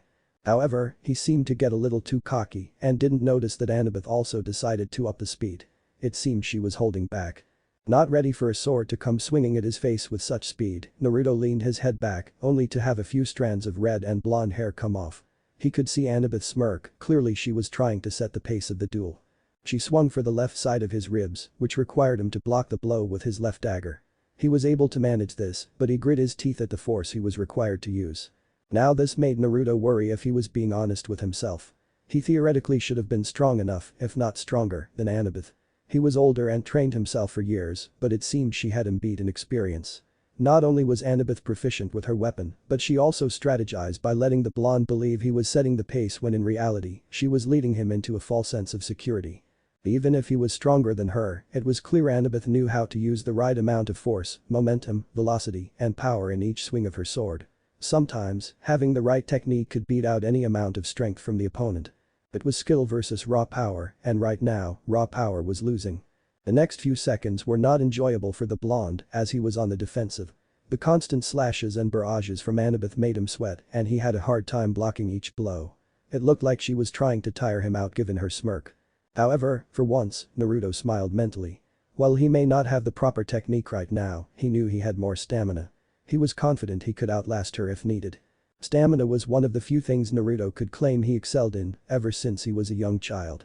It was proven true when it seemed that Annabeth was starting to lose steam, given that she was breathing harder and had a few strands of her hair flying in front of her face. While she was tiring out from her constant barrage, Naruto slowly got into the rhythm of the battle. It almost looks like Annabeth thought he's adapting to the fight. Annabeth thought the spar would be over in seconds if she was being honest, given that Naruto had only arrived at camp the day before. However, he was giving her trouble despite the fact it looked like this was his first time fighting with daggers. She was using the advantage of having real-life combat experience to win, but it seemed even that was slowly dwindling the more it dragged on. Eventually, someone had to lose and they did. Naruto had slowly lost his panicked look and felt more comfortable as the fight went on. He didn't know if it was nerves or if he was coming up with strategies on the fly, but he was learning. He found out that Annabeth had a habit of telegraphing her movements. Whenever she would go in for a certain attack, she would give off a distinct element. After picking up on that, it was all downhill from here. Seeing that she was going in for another overhead slash, he decided to try and end the spar. Instead of dodging or blocking, Naruto did a little bit of both. He braced himself and let Annabeth's sword connect with the blade of his right dagger. After catching the sword, he flung his arm out to the side, causing the sword to go with it. This made Annabeth's eyes widen in surprise, feeling herself get off balance. His arm had essentially been swung to the side. In that same moment, Naruto gave a slash to her wrist holding the sword with his left dagger. This momentary flash of pain caused Annabeth to drop her sword, which was the biggest mistake of the spar. Seeing the weapon fall in slow motion, Naruto advanced and pointed his left dagger at her neck while his right one was focused on her side. "Do you yield?" Naruto asked with a serious tone. Annabeth, who was panting and feeling sweat go down the side of her head, gave a defeated smile. "I do." Smiling, Naruto dropped his daggers to his side and sighed. He was starting to feel exhausted towards the end of their spar. Hearing a loud clang to the side, both turned over to see Percy standing over a fallen Luke. It seemed that just like Naruto, Percy had also disarmed Luke's sword with his own. Those two new kids just won at the same time. Some kid from the Hephaestus cabin yelled out, seeing both outcomes. However, unlike Naruto who was barely breathing hard, it seemed that Percy was full on tired. It looked like he had to work a lot more to get his win. "Congratulations, Percy," Luke smiled while standing up, "looks like you have some good beginner's luck." Percy had just learned the disarming technique from Luke before both had gone at it. In his own opinion, Percy felt like the sword just felt right in his hand. He really liked practicing swordsmanship. Naruto smiled, happy to see that both he and his friend were doing alright so far. Half-Blood Dining Pavilion. Naruto watched as many other campers donated portions of their food to the campfire. He was told by Luke that campers do this to respect their godly parent and the Olympians like the smell of burnt food. He didn't know how accurate this was, but he just accepted it was part of the camp's tradition. He even watched as Percy gave away his mashed potatoes as a tribute to whoever was his godly parent. Deciding to follow in their lead, Naruto walked over and decided to throw his steak, which was the main part of his meal, into the fire. He didn't have a problem with it, as the other side portions would be able to fill his belly. "Here's to you, Granny Ray and Aunt Hestia," Naruto muttered in his mind while the fire crackled on. "I made it to camp safely, thank you both for everything." He could speak to his Aunt Hestia through the flame if he wanted to due to her blessing, but decided against it. He could always speak to her later, away from prying eyes. His ruby necklace glowed just a little brighter for a split second as the fire consumed the steak. Sitting back down at the Hermes table, Naruto ate the remaining portions of his food along with the other campers. Percy looked over, surprised, "Dude, you just gave away the main part of your meal." Even Luke looked perplexed, "Percy's right, why give away the largest part of your dinner?" Naruto shrugged, "I don't think it's that big of a deal. They get their offering and I still get to eat anyway, it's a win-win situation." "I guess so," Luke hummed while drinking out of a goblet full of soda. Percy sipped his respective water while Naruto drank lemonade, just like his aunt used to make. "So, are you both ready for the capture the flag game tomorrow?" Luke asked. Naruto and Percy looked at each other before shrugging. Luke laughed at this, "Well, I was hoping you both would want to join us." "What are the teams?" Percy asked. "It's a series of cabins versus the others. It's Hermes, Apollo, and Athena on one team, while the other has Ares, Demeter, Aphrodite, and Hephaestus." "Why does the other side have more cabins?" Naruto asked. "It's to make up for the numbers since Apollo, Hermes, and Athena cabins have the most amount of kids. So the other cabins are used to help combat this," Luke answered while wiping his mouth with a napkin. "Ah, I see," Naruto said while blinking. After a few seconds of silence, the blonde decided to speak up, "Well, I don't have a problem with it. I wouldn't mind joining in." Percy nodded, clearly not minding either.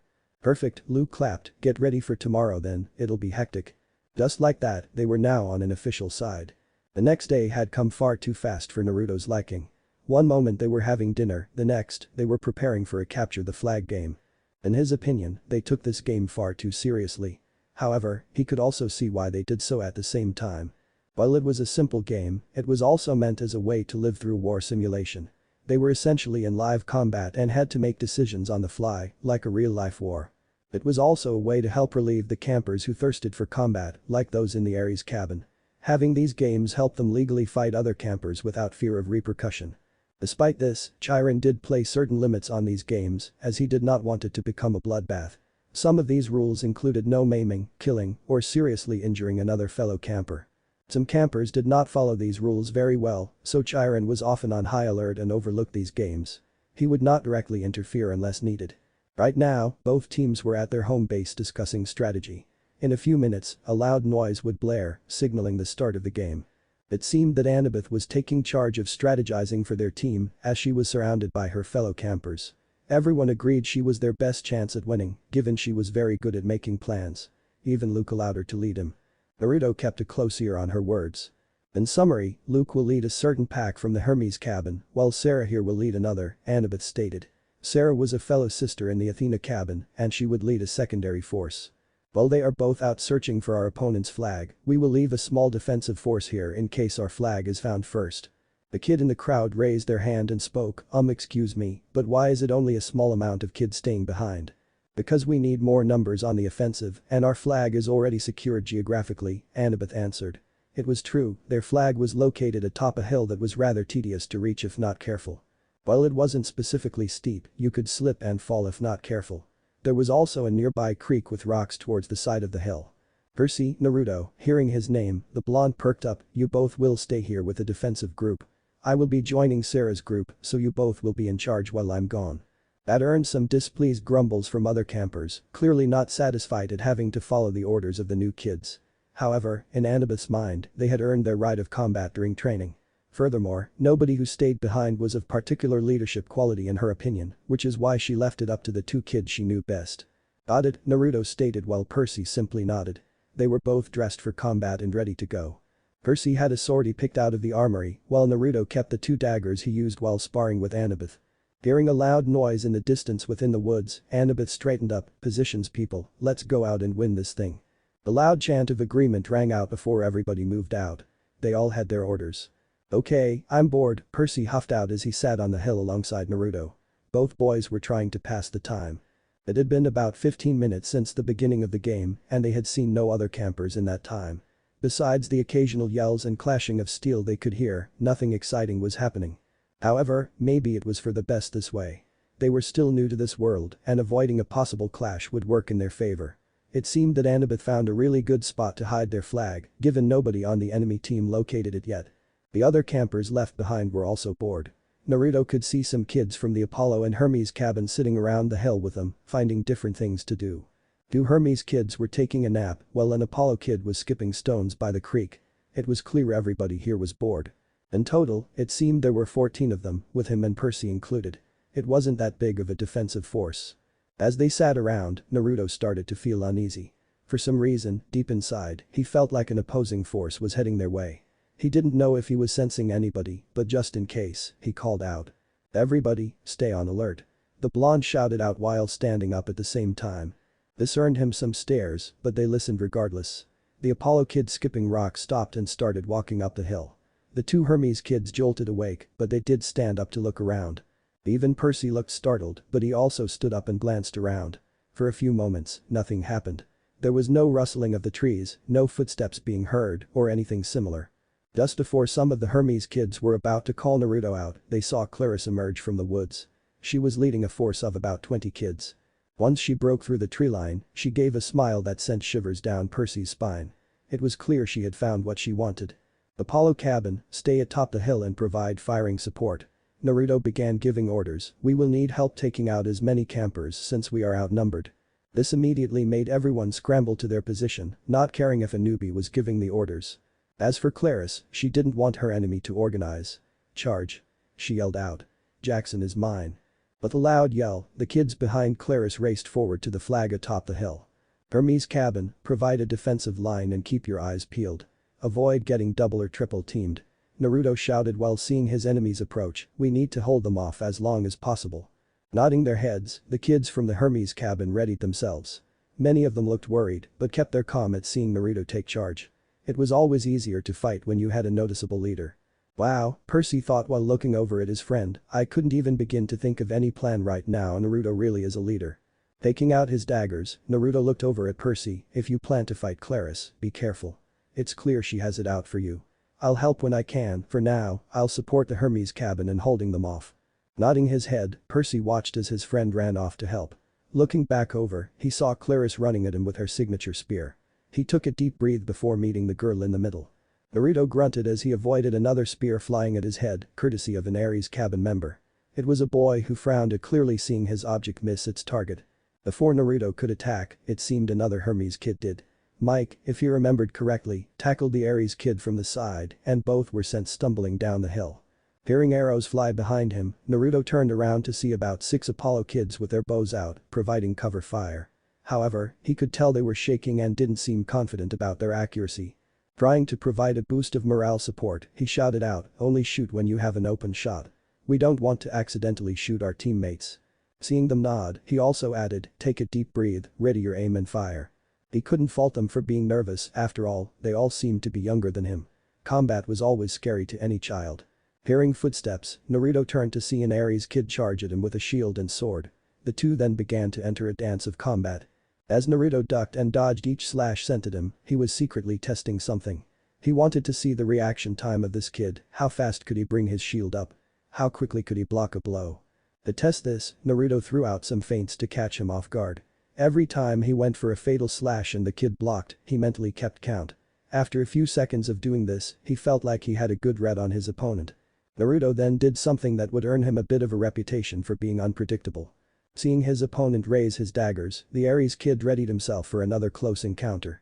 Instead, he was surprised to see a dagger fly straight at his face.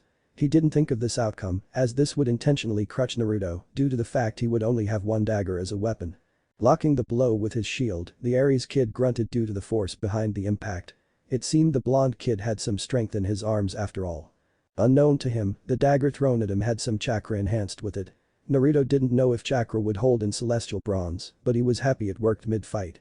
Seeing the shield dent from the impact, Naruto made his move. At the same moment his attack was blocked, he moved inside his opponent's guard. Swinging his right arm around, Naruto aimed for his opponent's face. Once again, however, the Aries kid was able to block this with his shield. While the dagger was poking over his shield, Naruto's arm was held back. Grinning to himself, the Aries cabin member was about to strike only to be baffled at what happened. Naruto purposely dropped the dagger, letting it fall. As it fell, however, he caught it with his left hand. The dagger fell into his open palm, and he used it to slash at the bicep of his opponent. The attack was far too quick for the Aries kid to react, which was the whole purpose of testing his reaction time. This caused the kid to drop his shield due to being unable to hold it with his bicep slashed. It was not a big slash, but it was deep enough to draw blood. With his entire left side open now, Naruto delivered a hard right hook into his enemy's jaw. He even used some chakra to enhance the blow. This made the Aries kid, despite his durability, knock out cold onto the grass. He fell back and didn't move, clearly unconscious. Hearing a roar behind him, Naruto turned around to see yet another Aries cabin member charge at him. This time, the kid held a spear. Naruto dodged the first two attacks sent his way, but he underestimated the length of the spear, given he hadn't fought anything similar to it before. With a hard jab, his dagger was knocked out of his remaining hand, leaving him weaponless. Smirking, the Aries kid dashed forward and kept on trying to poke his opponent. Both kids did their respective dances, with one dodging and the other attacking. Seeing an opening, Naruto leaned his body to the side for the spear to stab the air once again. However, this time, he timed it perfectly so he could grab onto it before it retracted. Placing both hands around the spear point, he yanked hard. This caused the Aries kid to stumble forward, right into a knee. It smacked into his bottom jaw and he dropped like a sack of potatoes. Taking a sigh of relief, Naruto looked around to see that most of the Hermes kids were surprisingly holding their own.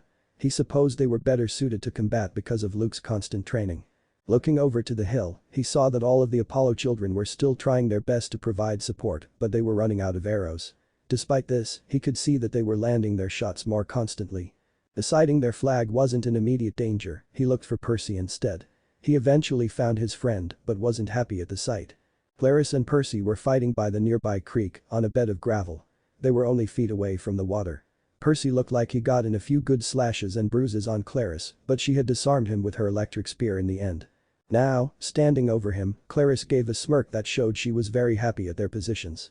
There was a deep gash on Percy's arm that was leaking blood, something that she didn't care about. Wanting to give his friend an opening, Naruto made his move. Finding one of his daggers in the soft grass, he threw it straight at Claris. To her credit, Claris had good battle instincts. Hearing a whooshing noise through the air, she turned to see a dagger flying at her. In a split second, she was barely able to bring up her spear to let it bang off, falling onto the ground. Percy looked over to see that Naruto had thrown the item, clearly trying to help him. Naruto was trying to create an opening for his friend by causing a distraction, but he could only do so much while he was still far away. Throwing his second dagger, Claris once again blocked it with her spear. However, this time, Percy took advantage of this by grabbing his sword on the gravel and swinging it towards his enemy. Once again, Claris's battle-sharpened instinct saved her once more. Leaning back, she avoided a slash and delivered a strong kick to Percy's chest. The force of it was so strong, it made him fly back into the nearby water. He landed with a loud splash. Before she could advance on the fallen boy once more, a loud horn was blown in the distance. It symbolized the end of the game, somebody had won. Naruto looked over, hoping to see that their flag wasn't taken. To his joy, their flag still stood proudly, protected by the Apollo cabin kids. Luke Castellan has won the game for his team. Chiron announced for all to hear, all campers, please return at once and cease fighting. But this announcement, it was like a switch was flipped. Certain campers that were fighting, stopped at once and sighed in relief. Others helped kids up and gathered their weapons. Claris snarled, obviously unhappy she had to stop her fight as well as losing the game. Her revenge may have cost them the win. Naruto felt relieved that they won. He walked over towards Claris and picked up both daggers he threw at her. After retrieving them both, he stood up to see the Aries girl give him a passive look. He looked behind her to see Percy arise out of the water with a fully healed arm. Before he could think about it any longer, he heard Claris speak to him. Nice throw, she grunted out. Normally, she wouldn't be caught complimenting anybody, but as a child of the war god, she could respect combat skills. Naruto's accuracy was really good for as far as he was, especially being able to replicate it with both daggers. Blushing in embarrassment at not expecting the compliment, Naruto thanked her, "Thank you, you have a nice spear too." Raising an eyebrow, Clara spoke, "Thanks I guess.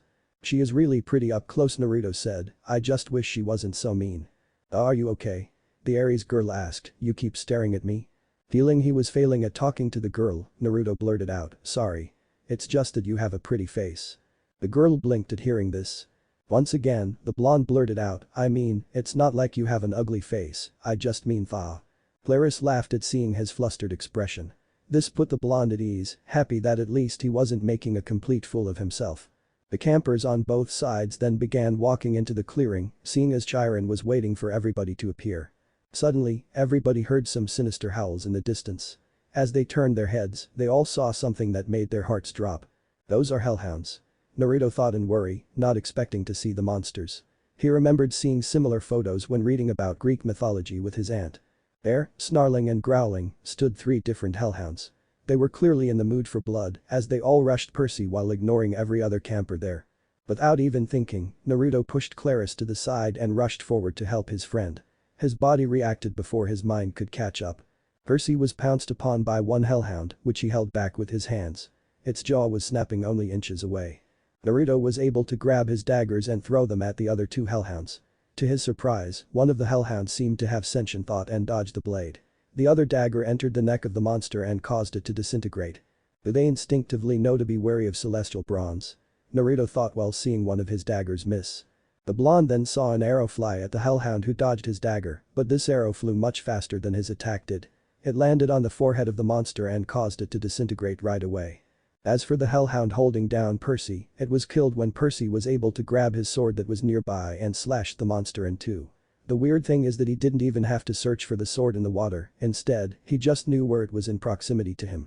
Taking a sigh of relief, Naruto saw Chiron walk over with a serious expression on his face.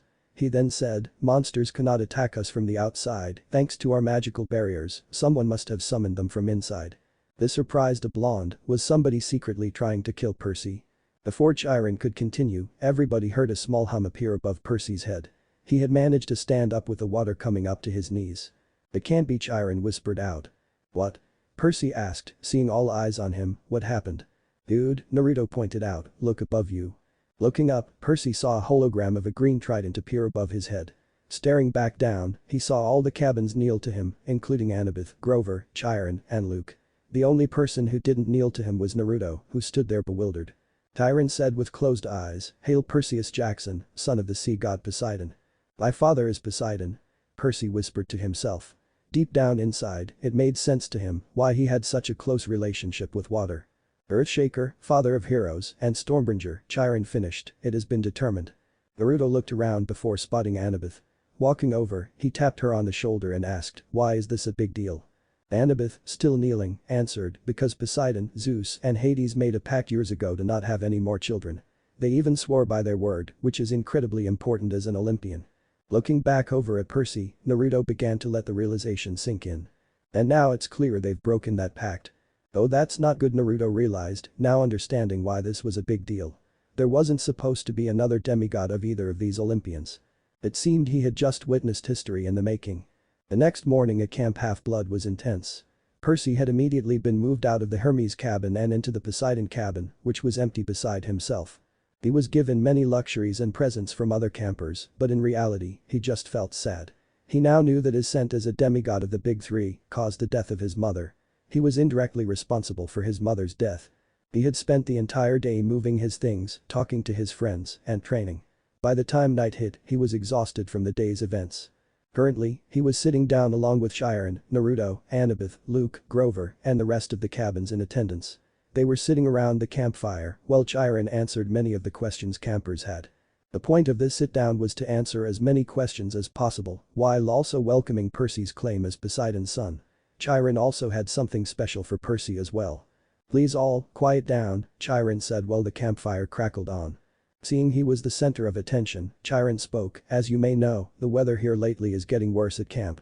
It was true. It never rained in Camp Half-Blood, but storm clouds were forming above and lightning crackled often. After speaking with Mr. D on what the best way to solve this issue is, we agreed upon a certain outcome. "Percy, please step forward," Chiron said. Looking around, Percy stepped forward. "Many of the issues plaguing this camp are private and I cannot openly state," Chiron began, "however, if you accept this quest and speak to the Oracle, I can promise many answers will be revealed, including your mother's fate. So, Perseus Jackson, do you accept this quest?" Percy's initial instinct was to say no as he didn't want to go on a quest. However, he also wanted to get answers on his mother's whereabouts. It felt like the world was relying on him, but he just wanted to be with his mother once more. Looking over at his friends, Percy saw their respective reactions. Luke didn't meet his eyes. Annabeth kept her eyes forward, her expression unreadable. Grover was chewing on an aluminum can out of stress. Naruto nodded his approval and gave a thumbs up, wishing the best for his friend. Taking in a deep breath, Percy nodded, "I accept this quest." Chiron then smiled, happy to see this. "Very well," he said in a calm voice. "Now as long as we don't have any more surprises, I can calm my racing heart." Almost as if somebody wanted to play a joke, the fire crackled even louder in the middle of the camp. The flames then began to slowly rise into the air, with some campers stumbling backward to avoid getting burned. "What is happening?" A girl from the Aphrodite cabin shrieked, "Why are the flames growing?" The source of fire then began to morph and shape, causing many to wonder what was going on. The flames then shot into the sky, swirling around like a beautiful light show. Great hair Annabeth whispered out, shocked at what she was seeing. Everybody else had their mouths agape, not knowing what to do. Even Chiron seemed surprised, never seeing anything like this before at Camp Half-Blood. He was about to say something before the flames shot toward an amazed Naruto. He was sitting down like the rest of the campers before the flames encircled his form. "Naruto!" shouted Percy, scared that his friend had just been killed. Suddenly, the flames subsided and revealed an unharmed Naruto. Even the blonde was confused, looking as if he didn't know what just happened. "Look!" gasped a kid from the Demeter cabin, look above his head. "He's being claimed." True enough, a symbol began to form above Naruto's head. It morphed with the flames until only soft glow surrounded the blonde. His clothes, skin, and belongings were unharmed. Nothing was burnt on his body. The heart-sprouting flames, surrounded by black outlines, appeared above Naruto's head. It glowed brightly, shining for all to see. "That's impossible," Annabeth whispered, "it's literally impossible." Chiron was the first to announce this revelation, "Hail Naruto Uzumaki, son of Hestia." Hestia? Were the collective thoughts of many of the campers. Just like when Percy was claimed, Chiron knelt once more. However, instead of kneeling out of fear for Poseidon, Chiron was kneeling this time out of respect for the goddess. Everybody knew that Hestia was one of the most selfless beings who helped in one way or another. She even gave up her throne on Olympus so that Dionysus could sit atop the council. "And Hestia claimed me?" wondered Naruto in shock, not expecting this revelation. Goddess of the sacrificial flame, hearth and fire, Chiron continued with his head bowed incredibly low to the ground. Many other campers also bowed or knelt out of respect to Hestia, knowing her legend throughout the Greek myths. She always put her family first and had helped many of the campers' kids with godly parents in some form or another. It was clear that nobody had anything bad to say about the goddess. Naruto sat there, surprised that he was getting so much attention. This was all so sudden for him, so all he could do was sit there and wait for the flames around him to subside. As the campfire slowly began to recede, everybody watched as the flames washed off the blonde. Eventually, Hestia's symbol faded, but not before glowing brightly one last time. It then warped itself into the ruby necklace on Naruto's neck. Hearing the awkward silence, Naruto tried to break the ice with a joke, "So I guess I don't have a place to stay now," he said while rubbing the back of his head. This was true, given that Hestia didn't have a cabin made in her honor, given she was a virgin goddess. Nobody expected her to ever have children, nor did she show an expressed desire to do so. Suddenly, each camper heard a rumbling in the distance. Looking over, they watched as a cabin rose from the ground. It looked to be fully constructed already and stopped emerging after it matched the sizes of the other cabins. The flame glowed bright by the entrance, with it unwavering. The cabin seemed to be made out of brick with a wooden interior. There were many rugs, carpets, and small candles lighting the inside. Feeling even more embarrassed at having his cabin arise, Naruto said, "For the record, I didn't expect that." "A son of Poseidon and a son of Hestia," Annabeth whispered out, "I have to admit, even I never saw this coming." The clouds above the camp seemed to rumble even louder than usual. The trial of tribulation. All of the gods mount Olympus. Hestia hummed in delight at claiming her nephew, stoking the hearth of Olympus in her hands. "That was not a wise move, sister," boomed Zeus while looking over, clearly in a bad mood. Each of the Olympians was in attendance as they were in the middle of a meeting when Hestia suddenly claimed Naruto for all to see. "I'm surprised, Hestia," Hera added, "I never took you for somebody with theatrics." Hestia instead kept her smile on her face, not bothered by either of these comments. "Why claim his as your son?" Athena asked while cocking her head to the side, "Surely you must know that will raise questions back at camp. You are known as a virgin goddess throughout our realm. Furthermore, he is not your son, but only a mortal with your blessing."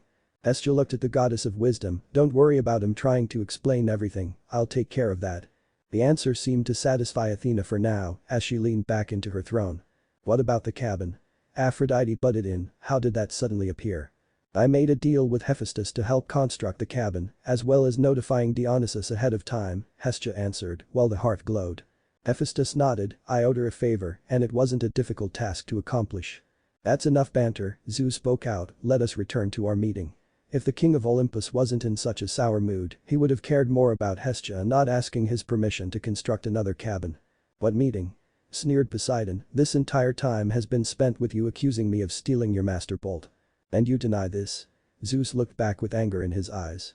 Even Hera's hand over his arm did little to quell his fury.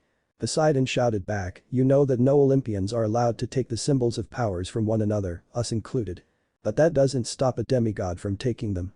Zeus answered back, eyes crackling with electricity.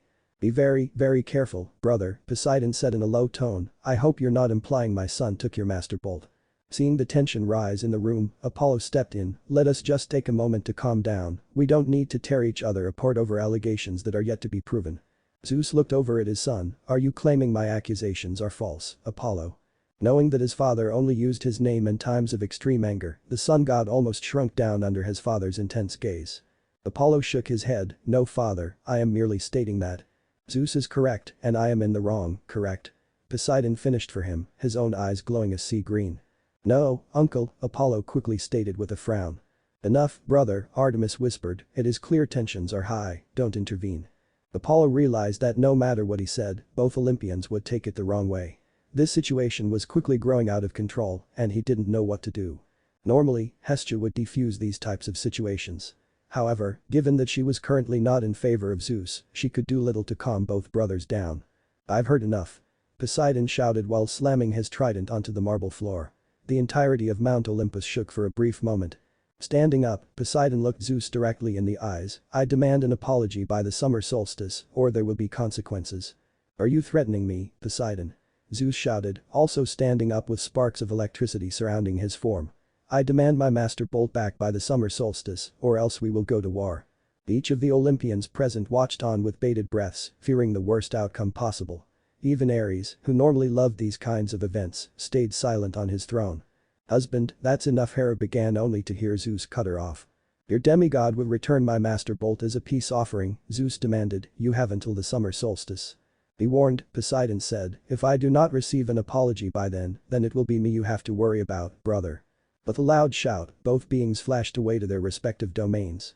The rest of Olympus now realized how dire the situation was. Camp Half-Blood Hestia cabin. Naruto sat on his new bed as he read through his scroll. While he was here, Percy was speaking to the oracle in private. As he sat on his bed, Naruto heard a loud swish of the candle beside him. Looking over, he saw an image of his Aunt Hestia. "Aunt Hestia?" Naruto cried out in shock, "What are you doing here?"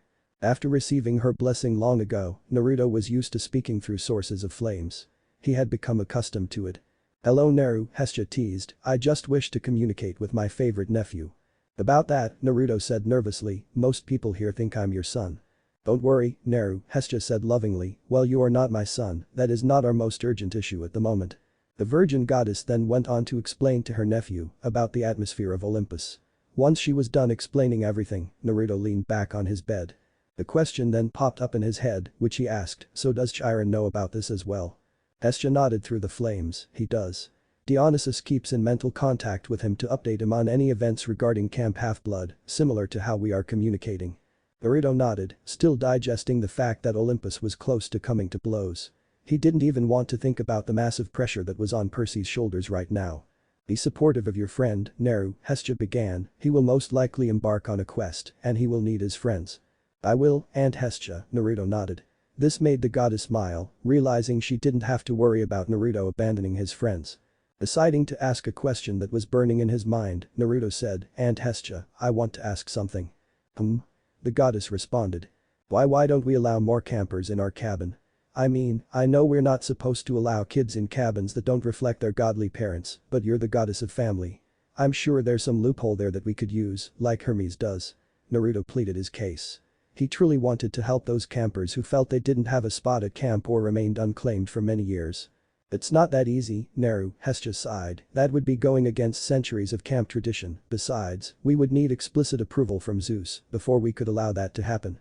I've already tested his patience by building this cabin without prior approval, and his soured mood will not make it any easier." Naruto looked down, feeling disheartened. I understand." Not wanting her nephew to feel completely dejected, Hestia added, "However, should he get his Master Bolt back once more, I believe my brother will be in a much better mood. If that happens, we can ask him if other kids can be welcomed." Naruto felt a smile form on his face, agreeing with the idea. "I would like that." "Very well," Hestia said with a motherly smile, "I have to go now, Naru, but don't worry. As long as you have that necklace on, I'll always be with you." Seeing her image vanish, Naruto decided to put away his scroll for now. He wanted to go check on his friend. Leaving his belongings inside, Naruto walked outside of his cabin. He watched as Percy exited the oracle's cabin, looking shaken.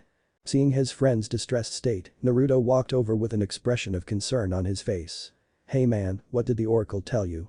Percy looked over, pale as a ghost. "She said a few things." Tyron then trotted over, he spoke with a serious tone of voice, "Be very specific on what she said, Mr. Jackson. These prophecies tend to hold double meanings, we need to know what she said, word for word." Percy nodded, "She said you shall be betrayed by the one who calls you friend and fail to save what matters most in the end." Tyron's face turned into a grimace, clearly unhappy to hear these words. He had already notified Percy of his quest to return Zeus's Master Bolt by the summer solstice, but he didn't think the oracle would provide such horrible news. Some campers' eyes turned to Naruto at hearing this revelation, clearly thinking he must have some connection to it. After all, Naruto arrived only a day after Percy did, and they were already close friends. Even a few Athena kids seemed to think along the same lines. "I see," hummed Chiron in thought, "very well, the oracle has spoken. Who will you take on your quest, Percy Jackson?" Percy looked around the camp and noticed that quite a few campers seemed to be eager to join. Some even raised their hands and tried to make themselves noticeable in the rather large crowd. The son of Poseidon scanned the crowd for a few seconds before he made his conclusion. "I want Grover, Annabeth and Naruto to come with me." This shocked the centaur. "Are you sure about your decision? You have to understand the consequences that come with it." Percy nodded, "I do." Now while it was not widely known, there was a common practice among quests that most people stayed true to. When embarking on a new quest, it was best to take only 3 people in total. This didn't mean you couldn't take more, but it was to avoid misfortune. Taking 3 people on a quest was seen as the magical number that held the most luck. Taking more than 3 people was always risky, with more chances of something terrible happening. However, in the end, it was up to the quest leader on how many people to take. "Do your companions accept the responsibility?" Chiron asked while looking over at the mentioned campers. Annabeth stood straight, "I do." Grover seemed to chew his lip for a second before also huffing out, "I do." Finally, all eyes turned towards the blonde. Taking in a second, Naruto spoke, "I do." His ruby necklace shined brightly for a quick second. "So," Naruto began as they trekked on their way to the city, "can I ask why you picked me?" The group of 4 walked towards the nearest city, having left Camp Half-Blood. Luke had given Percy a pair of flying shoes, however, he decided to let Grover have them in the meantime. He didn't want to risk Zeus's wrath falling upon him. He was also finally given an actual weapon by Chiron, Riptide, which transformed into a pen when not in use. It felt right in his hand and he enjoyed wielding it. Percy looked over in confusion, "What do you mean?" "Well, you said your friend will betray you," Naruto said, "I like to think we're friends, so why risk me coming along?" Annabeth nodded, also curious. "Well," Percy said while rubbing the back of his head, "this might sound stupid, but I don't think you would do something like that. I know it sounds dumb to go off of my gut instinct, but I don't think you would do that to me." Naruto let the answer sink in, flattered that Percy thought so highly of his character. "Besides," Percy said with a grin, "I needed to bring someone along that I knew would have my back, and you proved it back there with Claris." Naruto felt a genuine smile form across his face, "Thanks man, I appreciate it." The group then continued on their walk, sharing stories and speaking to one another. They had all traveled relatively light. "Man, I hope I can finally get my searcher's license after this." Grover shouted out in excitement. "Oh yeah, I forgot about that," Naruto thought, "he told me about it during our game of volleyball." Keeping his eyes focused, Naruto realized that Annabeth had yet to say something as well. What about you, Annabeth, are you excited too? Actually, I am, the daughter of Athena answered. I've been wanting to go on a quest for a while now, so I'm happy to finally be out. Percy smiled, happy that at least everyone on his team agreed so far. It felt nice knowing that he made the right choice in picking his companions. So where are we heading to again? Naruto asked with his hands behind his head. The underworld, Percy answered. Chiron told me he suspects that Hades. Name's Percy. Annabeth shouted, remember that names have power. The ground below them shook for a moment, almost as if proving Annabeth's point. Right, Percy said sheepishly. Chiron thinks that Mr. H might have taken the Master Bolt as a way for he was trying to think of the best words to use, Mr. Z and my dad to fight and leave Olympus weak. And why would he want that? Naruto wondered. Because then he would be able to rule Olympus, as he's always been bitter for being forgotten by a majority of gods, Percy answered. I don't know if I agree with that, Naruto paused in his mind. All the things told to me by Granny Ray and Aunt Hestia paint him in a different light. I guess we'll have to wait and see. Heads up guys, Grover stated, looks like we're entering the city. True to his words, the group stood atop a hill that overlooked the metropolis area. Such a disconnect from nature, the satyr shook his head. Too much pollution and trash littered everywhere. Well, let's get looking for a bus service, Annabeth commented. The group of fighters then entered and searched around the city for a few minutes. They eventually came upon a bus stop that was going in the direction they needed, Los Angeles. As they sat upon the bus stop's bench, they stretched and loosened up for their quest. Naruto overheard the conversation Annabeth was having with Grover. So then I told Rebecca that if she's going to calculate the angle of the sun, it's best if as Naruto looked over, it seemed that Grover was trying his best to keep up. The calculations and mathematics in the girl's speech were slowly confusing his brain. Eyes, focus up, Naruto suddenly spoke up, I sense something sinister heading our way. As if on cue, the bus began to pull around the corner and stopped with the tires screeching along the pavement. The doors flung open and a burly man appeared in the driver's seat. Are you all getting on? He asked in a rough voice. We are, Percy answered as he began to walk up the steps. That was until Naruto pulled him back by his shoulder. Don't, Naruto whispered, I sense something on this bus that wants us dead. Dude, what are you saying? Percy whispered back, now on alert. Are you getting on or not? The bus driver asked once again, annoyed. What's the holdup? Annabeth questioned with her arms crossed. She was trying to board the bus but was blocked by the two boys. Ignoring her at the moment, Naruto directed his eyes to Grover, can't you smell them, Grover? He needed confirmation that his hunch was right. Deciding to follow along, Grover sniffed the air a few times before his face became grim, there are kindly ones on this bus. Naruto's right, we shouldn't board. Now believing his friend, Percy looked over at the driver, sorry, this wasn't the bus we were trying to board. The man shrugged uncaring, suit yourselves. After exiting, the doors shut and the bus was off. As it turned another corner, the group of kids could see multiple pairs of eyes glaring at them. They held nothing but malicious intent. Holy crap, Percy sputtered, you were right man, I'm sorry for doubting you. It's okay, Naruto said in response, I'm just happy I caught it in time. I've been meaning to ask, Annabeth stated, how did you know they were there? Naruto shrugged, I'm not entirely sure myself. Sometimes, I can just sense these things. I don't know what it is or what it's called. Deciding to put it off for now, Annabeth looked around, so what now? For now, we walk, Percy commanded, who knows if these monsters are still lurking around here. It would be best to head into the nearby woods and follow the path to Los Angeles. He was the quest leader, so he was going to try his best to lead his group. I agree. Grover said almost instantly, any walk through nature is good with me. Annabeth sighed but decided to hold her tongue. It wasn't her place to lead, so she would follow for now. As for Naruto, he thought it was alright. So once again, the group walked into the woods and continued. Percy's group 2 hours later. After walking for so long, the group finally came to a clearing. They had periodically rested, ate and drank, but it had been an exhausting walk. Some of the campers were still hungry but decided to ration the rest of their food. What is that? Questioned Grover while gnawing on a branch out of hunger. After squinting, Annabeth answered, it's a curio shop. What's that? Questioned Percy, genuinely confused. The girl sighed, it's a furniture shop with additional accessories and items. So why didn't you just say that? Percy pouted. I did. Annabeth exclaimed. It was clear the 2-hour walk had put everybody in a grouchy mood. Do you guys smell that? Grover said while his nose twitched, it smells so good. That's just you being hungry, Annabeth claimed. No, I think I smell it too, Naruto added, shaking off some leaves on his pants. Grover then walked off, eager to enter the shop. The other three followed behind him. They eventually entered the shop, which alerted the owner to their entrance with a bell above the door. "Welcome," stated an older woman with dark brown hair. She had multiple braids, and her eyes seemed piercing.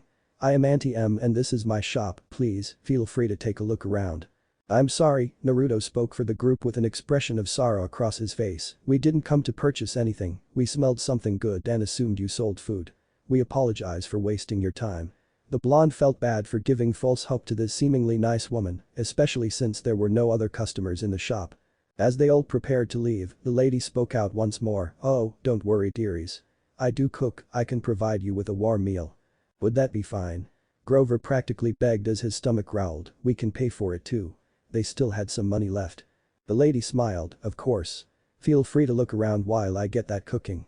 Without another word being said, the woman disappeared in the back of the shop. "Whoa guys," Percy said as his eyes scanned a corner of the room, "look at these statues. They look so lifelike." The group then walked over to the statues and examined them personally. Up close, they looked nearly identical to any other human or demigod. "Wow, this one even looks like my Uncle Ferdinand," Grover said with a smile. "He must have stopped by here at some point." Naruto then felt his stomach drop, feeling like they were in a bad place. His feelings were telling him that nothing but despair, sorrow, and pain was felt here. "Hey, guys," the blonde began, but the group continued looking at the statues. "This one is so pretty," Annabeth whispered while looking at a statue of an owl, her mother's sacred symbol. The owl was placed atop a wooden desk, looking forward with his wings outstretched. "Hey, team," Naruto tried again to no avail. "This one seems like an everyday guy," Percy spoke while circling another statue. "They got the features down." "I don't like it here," Naruto interrupted. Thankfully, the team seemed to focus on him finally. "I have a bad feeling about this place, we should leave."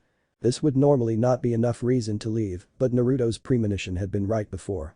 Before they could say anything, Auntie M came back with a metal tray. It held 4 bowls of soup that were steaming. "Dinner is served." She cheered. "I even made a special batch for you.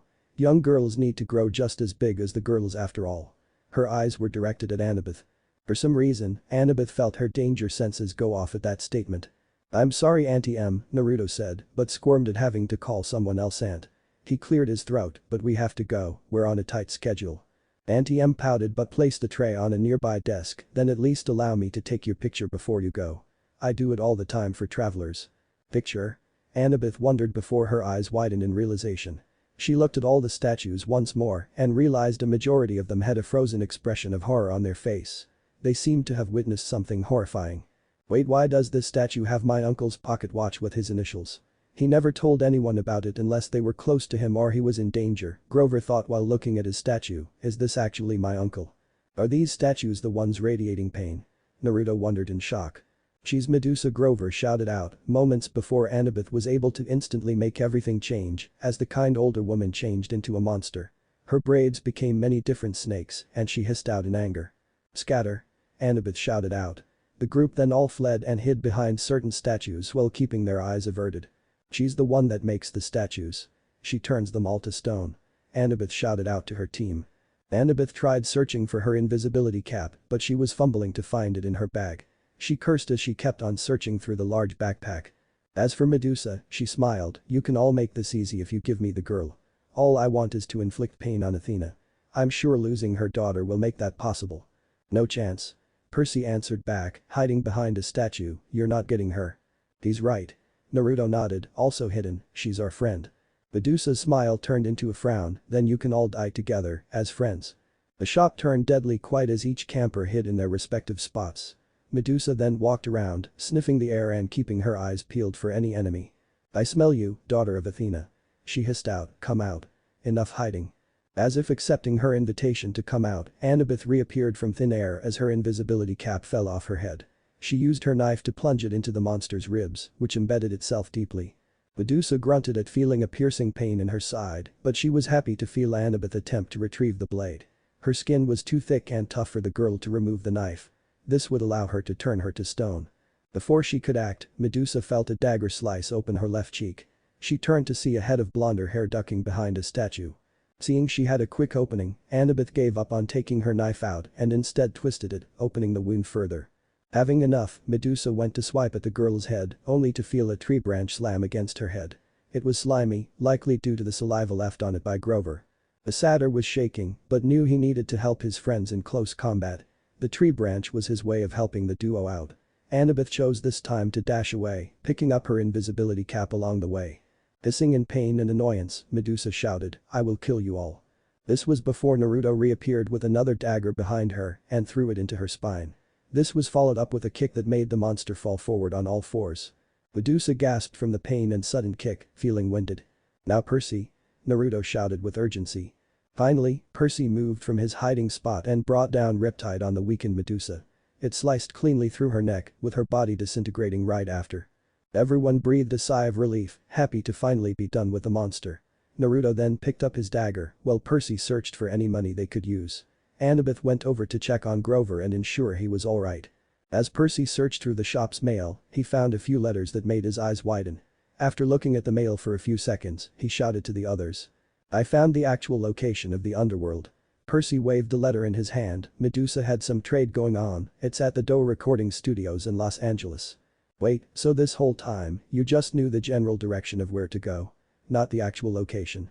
Annabeth questioned with wide eyes. Percy had the decency to look embarrassed. "Come on, give me a break. It's my first quest." She simply sighed in return. "So what do we do with this?" Grover questioned while kicking the decapitated head of Medusa.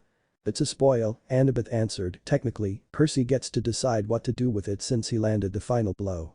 "That's really hard to look at," Naruto grimaced, not used to seeing a head rolling on the floor.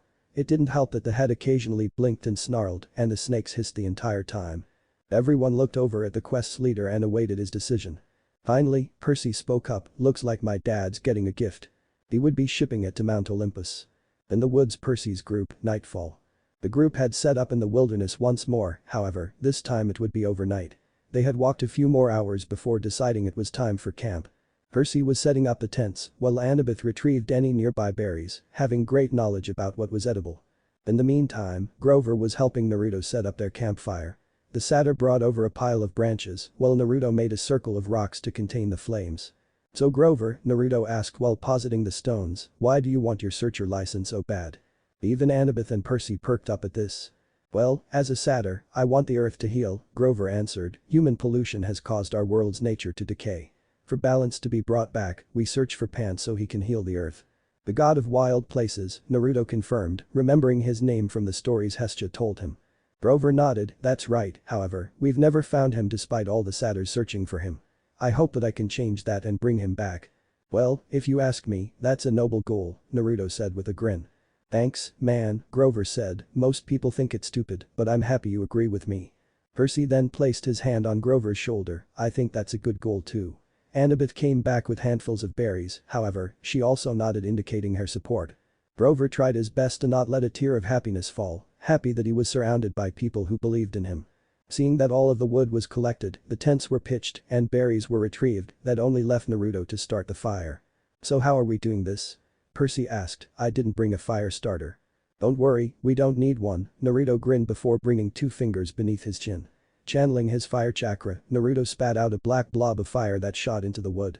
Instantly, the wood was set alight and beautiful black flames arose. "Whoa." Percy shouted out, "I didn't know you could do that.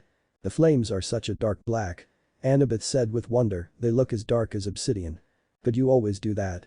Grover questioned while keeping his eyes on the fireplace.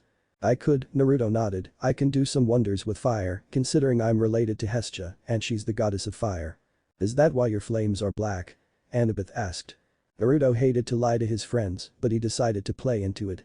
It would be the easiest way to explain it while not exposing the existence of other pantheons. He nodded to Annabeth's question. "So why not use your flames more often?" Grover asked. "You know, when fighting and stuff. It would make it a lot easier." "Well, sometimes it's best if I don't use them," Naruto answered. "What? How does that make sense?" Grover stated with his head tilted. "For example, if we're indoors, I could potentially bring the building down on us because my flames would eat at the support beams. Or if we're in close combat with a team and I miss, I end up hurting my friends instead," Naruto answered. "Okay, I think I see your point," Grover nodded.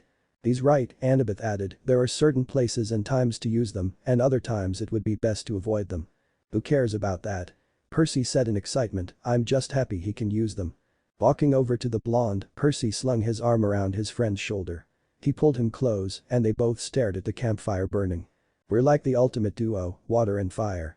Percy laughed, if you think about it, we can make the best fighting team. Naruto chuckled at his friend's excitement, happy to see he wasn't annoyed at hiding his power. I agree man, we make the best team. Annabeth shook her head and smiled, amused at the sight. Grover was hyped at learning his friend had elemental powers. The group slept easy that night, with the campfire crackling over them. Next morning on the Amtrak train. The group of 4 were all seated in a train car going to Denver. They had managed to scrap up enough money for tickets after Percy ransacked Medusa's shop. They had been on the train for a few hours now and settled in quite nicely. Naruto had his hands under his shirt and napped while Grover was also asleep, a small line of drool falling out of his open mouth. The only people awake were Annabeth and Percy, who had been chatting for about an hour now. So, you ran away from home? Percy said in shock, I never knew. I don't usually tell people, Annabeth confessed, but I left because I could tell my father resented me after he remarried. He didn't want somebody that reminded him of his past, so I left. I'm sorry to hear that, Annabeth, Percy admitted. It's alright, I've dealt with it since I was 7. It's been a long time, I can handle it, the daughter of Athena said with a smile. If it makes you feel any better, I also have parental issues, Percy said while sagging in his seat. Seeing Annabeth giving him a questioning gaze, he continued on, my father was never really in my life, and my mother is gone. I'm sorry, Annabeth said, I guess neither of us had an easy life, huh? The question was rhetorical so she didn't expect an answer. I just wish I could save her or at least see her one last time, Percy said while trying not to tear up. He felt hopeless that his mother was truly gone forever. Don't give up, Annabeth said with a small smile, you never know what can happen. The two then felt the train jerk to a stop while an announcement came overhead. We have arrived at St. Louis as our layover. Please return to the station in approximately 30 minutes for onboarding, thank you.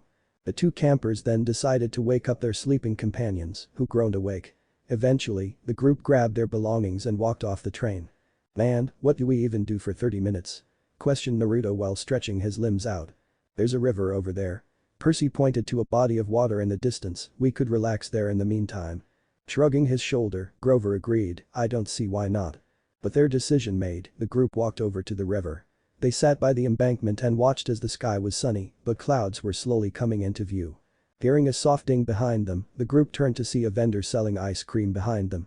He was walking around while pushing along an ice cream stroller. At your ice cream here? Only $3 a cone, or 4 for a cup. He shouted out as he strolled around. Man, I could go for some ice cream. Naruto said in excitement while rummaging through his pockets. Luckily, he found enough money to afford everyone in the group some ice cream. Turning over his shoulder, he looked at the rest, does anybody want to come? My treat. Count me in. Grover said with excitement, he was hoping they had chocolate. Even Annabeth seemed to want some, as she also stood up. Looking over at Percy, she asked, wanna come? Percy, to everyone's shock, shook his head, no it's okay, I'll stay here and wait for you all. Shrugging, Naruto went off to grab some ice cream with Grover and Annabeth in tow. However, Annabeth did take one final glance at Percy before disappearing from view. Seeing that it was just him now, Percy decided to take a little dip in the river. He knew that he could stay dry underwater, so he submerged himself in the body of water with his clothes on. As he sank to the bottom, Percy slowly felt more at peace. This is nice, Percy thought while looking around at the marine life, such a calming sensation. As he sat underwater, Percy thought to himself. His deepest insecurities came to light as he let the water flow around him. Do I have what it takes to lead this quest? Percy pondered, I feel like Naruto would have made such a better leader, at least he looks like he knows what he's doing. The son of Poseidon did try his best to lead his group, but he sometimes felt that Naruto would have done it better. Ever since he saw his leadership skills during the capture the flag game back at camp, he wanted to replicate those same traits. He wanted to be like his friend. Even Annabeth seemed like a better choice than he did, however, he assumed it was because he was the son of one of the big 3. He didn't want his life to revolve around being the son of Poseidon, as that wouldn't do anything for him. Other heroes made their names in history, like Heracles or Achilles. He didn't want to ride on his father's reputation for so long that others only remembered him as a spoiled demigod. When they were fighting Medusa, Percy felt like he let the opportunity slip from his hands again. Annabeth and Naruto did more of the fighting than he did, he just landed the final blow. Perhaps the biggest insecurity he had within himself was accepting failure. The biggest failure he ever held was not saving his mother. The final look she gave him often haunted him when he would sleep at Camp Half-Blood. Her expression was something that was ingrained in his head. Percy blew a few bubbles and watched as they surfaced. He was truly coming to terms with all of his inner doubts and conflicts. Maybe thinking while underwater should be more of a hobby for him. Suddenly, Percy heard the water swish beside him. Turning his head, he saw a female water spirit float toward him. If he remembered correctly, they were called nymphs. "Percy Jackson, it is nice to meet you," she spoke out perfectly fine in the water. Hi, Percy responded in the water as well, not sure what to say. The nymph giggled at seeing his reaction. "I've only come to say that your father believes in you. He does not believe you will fail." This shocked Percy, who didn't think his father cared for him much before. It was also jarring that this was happening right after his internal conversation. "Thank you, I needed to hear that." The nymph nodded her head, "Of course. However, I also wanted to let you know one more thing, and that is to not trust gifts. Remember that piece of advice, as it is very crucial." Percy nodded. "One last thing, know that your mother's fate is not hopeless, you can still save her." Percy's eyes widened. "What do you mean by that?" However, he didn't get an answer as the nymph looked to the surface. Following her gaze, Percy saw his friends calling for his name above. "Go to them, Percy Jackson," the spirit called out, "may the water guide your hand." And just like that, the nymph swam off to the unknown. Swimming back up to the surface, Percy emerged with great momentum. "How long were you under there, man?" Grover shouted in irritation. "We've been calling you for a few minutes now." Sorry," Percy stuttered, not used to his friend showing such anger. "I lost track of time down there." Glancing at his friends, Percy could tell they had been in a fight of some kind. Naruto's daggers were out, Annabeth held her knife, and Grover was clutching his knuckles. Each person wore some kind of damage on their body, such as marks, bruises, scrapes, and cuts. "What happened?" Percy asked while slowly getting out of the water. "The ice cream vendor was a monster in disguise," Naruto spat out. "He lured us into a trap and we had to fight off quite the horde." The blonde was angry at himself for not sensing it earlier. Annabeth winced as she rolled her shoulder, showing she had injured her ligament in some way. "Plus, the cops are on their way. They think you're responsible for your mother's disappearance and someone said they saw you here. We need to go," Grover said with urgency. Nodding his head, the group ran together back to the train station.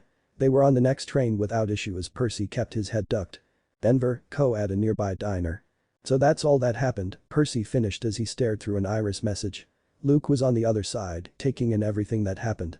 The group had decided to send an iris message back to camp after arriving in Denver. They had walked to a diner and sat outside while giving the message. They weren't worried about being found out as only clear-sighted people could see them speak into the iris message. Luke had given them the hypothesis that Hades may have stolen Zeus's master bolt while under his helm of darkness. This theory made sense in Percy's mind, making Hades even more likely to be the culprit. After their discussion concluded, the group walked into the diner and sat down at a nearby booth. They had saved the money that was originally going to be used for ice cream and spent it on dinner instead. Naruto and Annabeth sat on the inside seats while Percy and Grover were on the outer ends of the booth. The group ate in silence, too hungry to make small talk at the moment.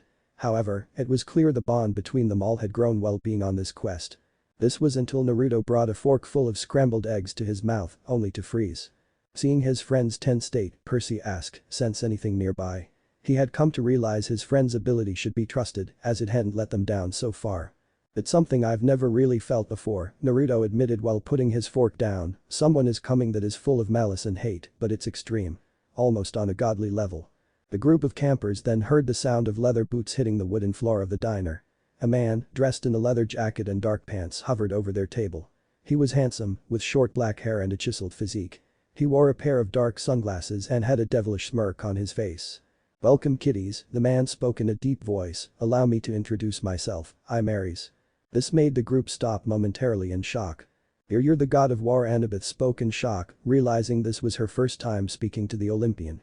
Even if this wasn't her favorite person, she would still show respect. Ares nodded. "I am." So Grover gulped nervously. "What can we do for you, Mr. Ares?" The Olympian planted both palms on the table and leaned forward. "I'll be blunt, I need my shield retrieved from a water park that me and a fro were visiting. I can't retrieve it due to special circumstances, so I'll need you four to grab it for me." "What? No way." Percy interjected, not wanting to be used as a pawn for something he had nothing to do with. Ares leaned in even closer and spoke in a low tone. "I'm going to ask that question again, and you're going to say yes or else we're going to have a problem." Ares directed his gaze onto Percy, who looked back defiantly, but his leg was tapping the floor insistently. "Are you going to retrieve my shield?" Ares asked condescendingly. Taking in a deep breath, Percy knew he wasn't going to win this battle. "Fine, we'll grab it. But we'll need something in return." Ares leaned back and smirked. "Sure thing, you grab my shield and I'll give you information about your mother." "Shit, I'll even help you all continue west, sound good?" Now this offer suddenly became enticing for the young demigod. With a nod, Ares smiled. Bring it back here once gathered. The shield is in the tunnel of love, Ares said while walking over to a nearby bar. I'll be over here. Annabeth snorted under her breath, of course, he would be at the bar. Luckily, nobody noticed Naruto's hands underneath the table. He had done the hand signs for Futen. Tatapa, wind release. Great breakthrough, and aimed it at Ares' face in case he attacked Percy. Seeing he wouldn't need to use it, he slowly released the pent-up chakra. It seemed they were on another journey. At the nearby water park with Percy's group. The four campers searched the abandoned water park with annoyed expressions on their face. It was clear none of them wanted to be on this side quest. They were currently spread out, with each camper looking in a different corner of the amusement ride. Why were they even in the tunnel of love to begin with? Grover said with his arms up, isn't Aphrodite married to Hep? Names people. Don't forget names carry power. Annabeth reminded while she also searching for the shield. Ugh. Grover moaned out, anyway, my point is, why is the god of war dating the goddess of love? Isn't she married? She is, Naruto nodded, also looking for the shield, but I've heard that she constantly cheats on him with other gods, mortals, and immortals. I'm guessing that war god is her latest fling. I wouldn't be surprised, Percy answered, I mean, that goddess has loads of children back at camp. I can see why the reputation follows her. I would normally be offended for the woman, Annabeth added on, but some rumors hold truth and I wouldn't be surprised if this one is also true. The woman is known to be promiscuous after all. As the group of campers continued to search, Naruto was the first to spot the item, over there. I see it. Following where he was pointing, the group saw the shield lodged into the side of one of the swan boats for the ride. It was jammed underneath the ride, near the mechanical mechanisms. Finally. Percy exclaimed while walking over to the shield. He placed both hands on the side and yanked as hard as he could. Despite this, the shield barely budged and stood firm. Guys, Percy said in a low voice, could I get some help? Grover walked over and assisted his friend, with both campers yanking as hard as they could. It took a few good attempts before they were sent flying back due to the shield dislocating suddenly. The object flew to the side, with Annabeth walking over to it. She picked it up and thumbed over the designs placed upon it. Suddenly, a metal wire sprung up from the shallow water they were standing in. The wire flew up in the air and a metal net came with it. Whoa! Shouted Percy and Grover at the same time as they were launched into the air. They had effectively fallen into a trap. Percy. Grover. Annabeth shouted in alarm, placing the shield under her arm. Suddenly, the group was blinded by multiple spotlights shining on them, as well as a camera emerging from the roof of the ride. You thought you could hide from me, Ares? Shouted a voice, enjoy your embarrassment. This video will broadcast to Mount Olympus in 30 seconds. I also hope you get your enjoyment out of this, Aphrodite. I've enchanted the net so you can't flash out. The countdown was then heard throughout the amusement ride. 30, 29, 28. Wait, so he was trying to catch them together? Percy asked while entangled in the net, so he planned all of this. Did Ares set us up? I don't know, Grover answered, but I want out. I don't want to be embarrassed in front of Mount Olympus. It was clear this was a pre-recorded message and the intended targets were not captured after all. We need to get them out. Annabeth said while looking over to the blonde for help. Naruto nodded and followed the first instinct that came to mind. With a quick throw, he launched both daggers at the wires holding up the net. He even poured chakra in them for an extra kick. To his surprise, the daggers bounced off with no damage to the net. 15, 14, 13. Naruto, what do we do? Annabeth asked in worry, not sure how to get her friends down. She didn't have anything strong enough to cut them down. For once, Naruto bit his lip in worry. He didn't know what to do and he needed to figure it out. He hadn't been placed in a situation like this with such a short deadline. If he wanted to help his friends, he needed to be a problem solver right now. 876. With a realization, Naruto looked over to Annabeth, throw me the shield. Without delay, Annabeth tossed the shield over to the blonde who aimed it high. After taking a deep breath and pouring in chakra once more, Naruto threw Ares' shield like a flying disc. To their surprise, it cut through the metal wires like a knife through hot butter. Maybe it was because of the force behind the throw, or it was the chakra channel through the weapon, but it worked. With the noof after falling, Percy and Grover untangled themselves and scrambled to their feet. The shield also managed to take out the camera beyond the metal net, with it being destroyed into hundreds of pieces. It looked like Mount Olympus wouldn't be getting their show after all. Even the countdown stopped, symbolizing they would be safe from embarrassment after all. How did you know that would work? Annabeth asked in wonder, surprised at his quick thinking. She was ashamed to admit that for once, her brain had locked up on her. She just couldn't think of the solution in such a stress-induced situation. I didn't, Naruto admitted with a half-smile, I just assumed that since it was an Olympian shield, it must have been made from sturdier stuff than daggers from a demigod camp. I threw it in hopes it would slice the wires, and it did. Well, it worked. Percy said with a sigh of relief, happy to be on solid ground again.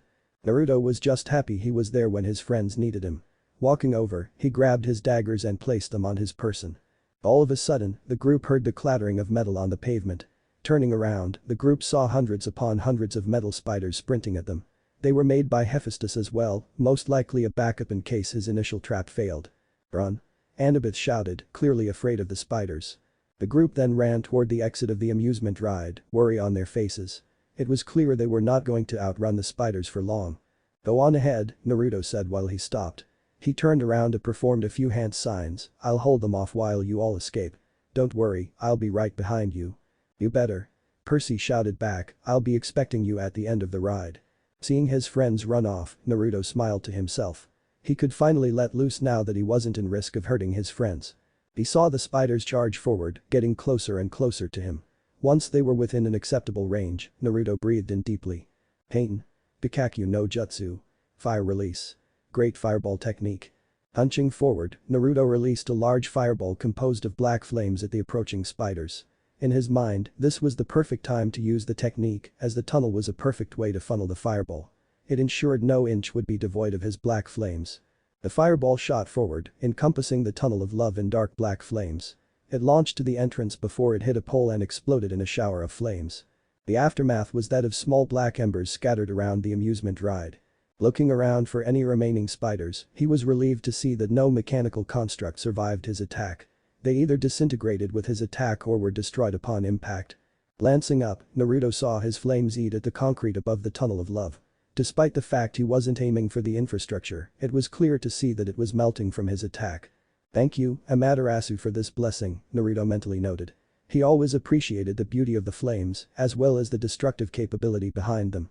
Seeing the tunnel would collapse soon, Naruto ran off to chase his friends. He needed to play catch-up. The group of friends returned to the diner they were at before.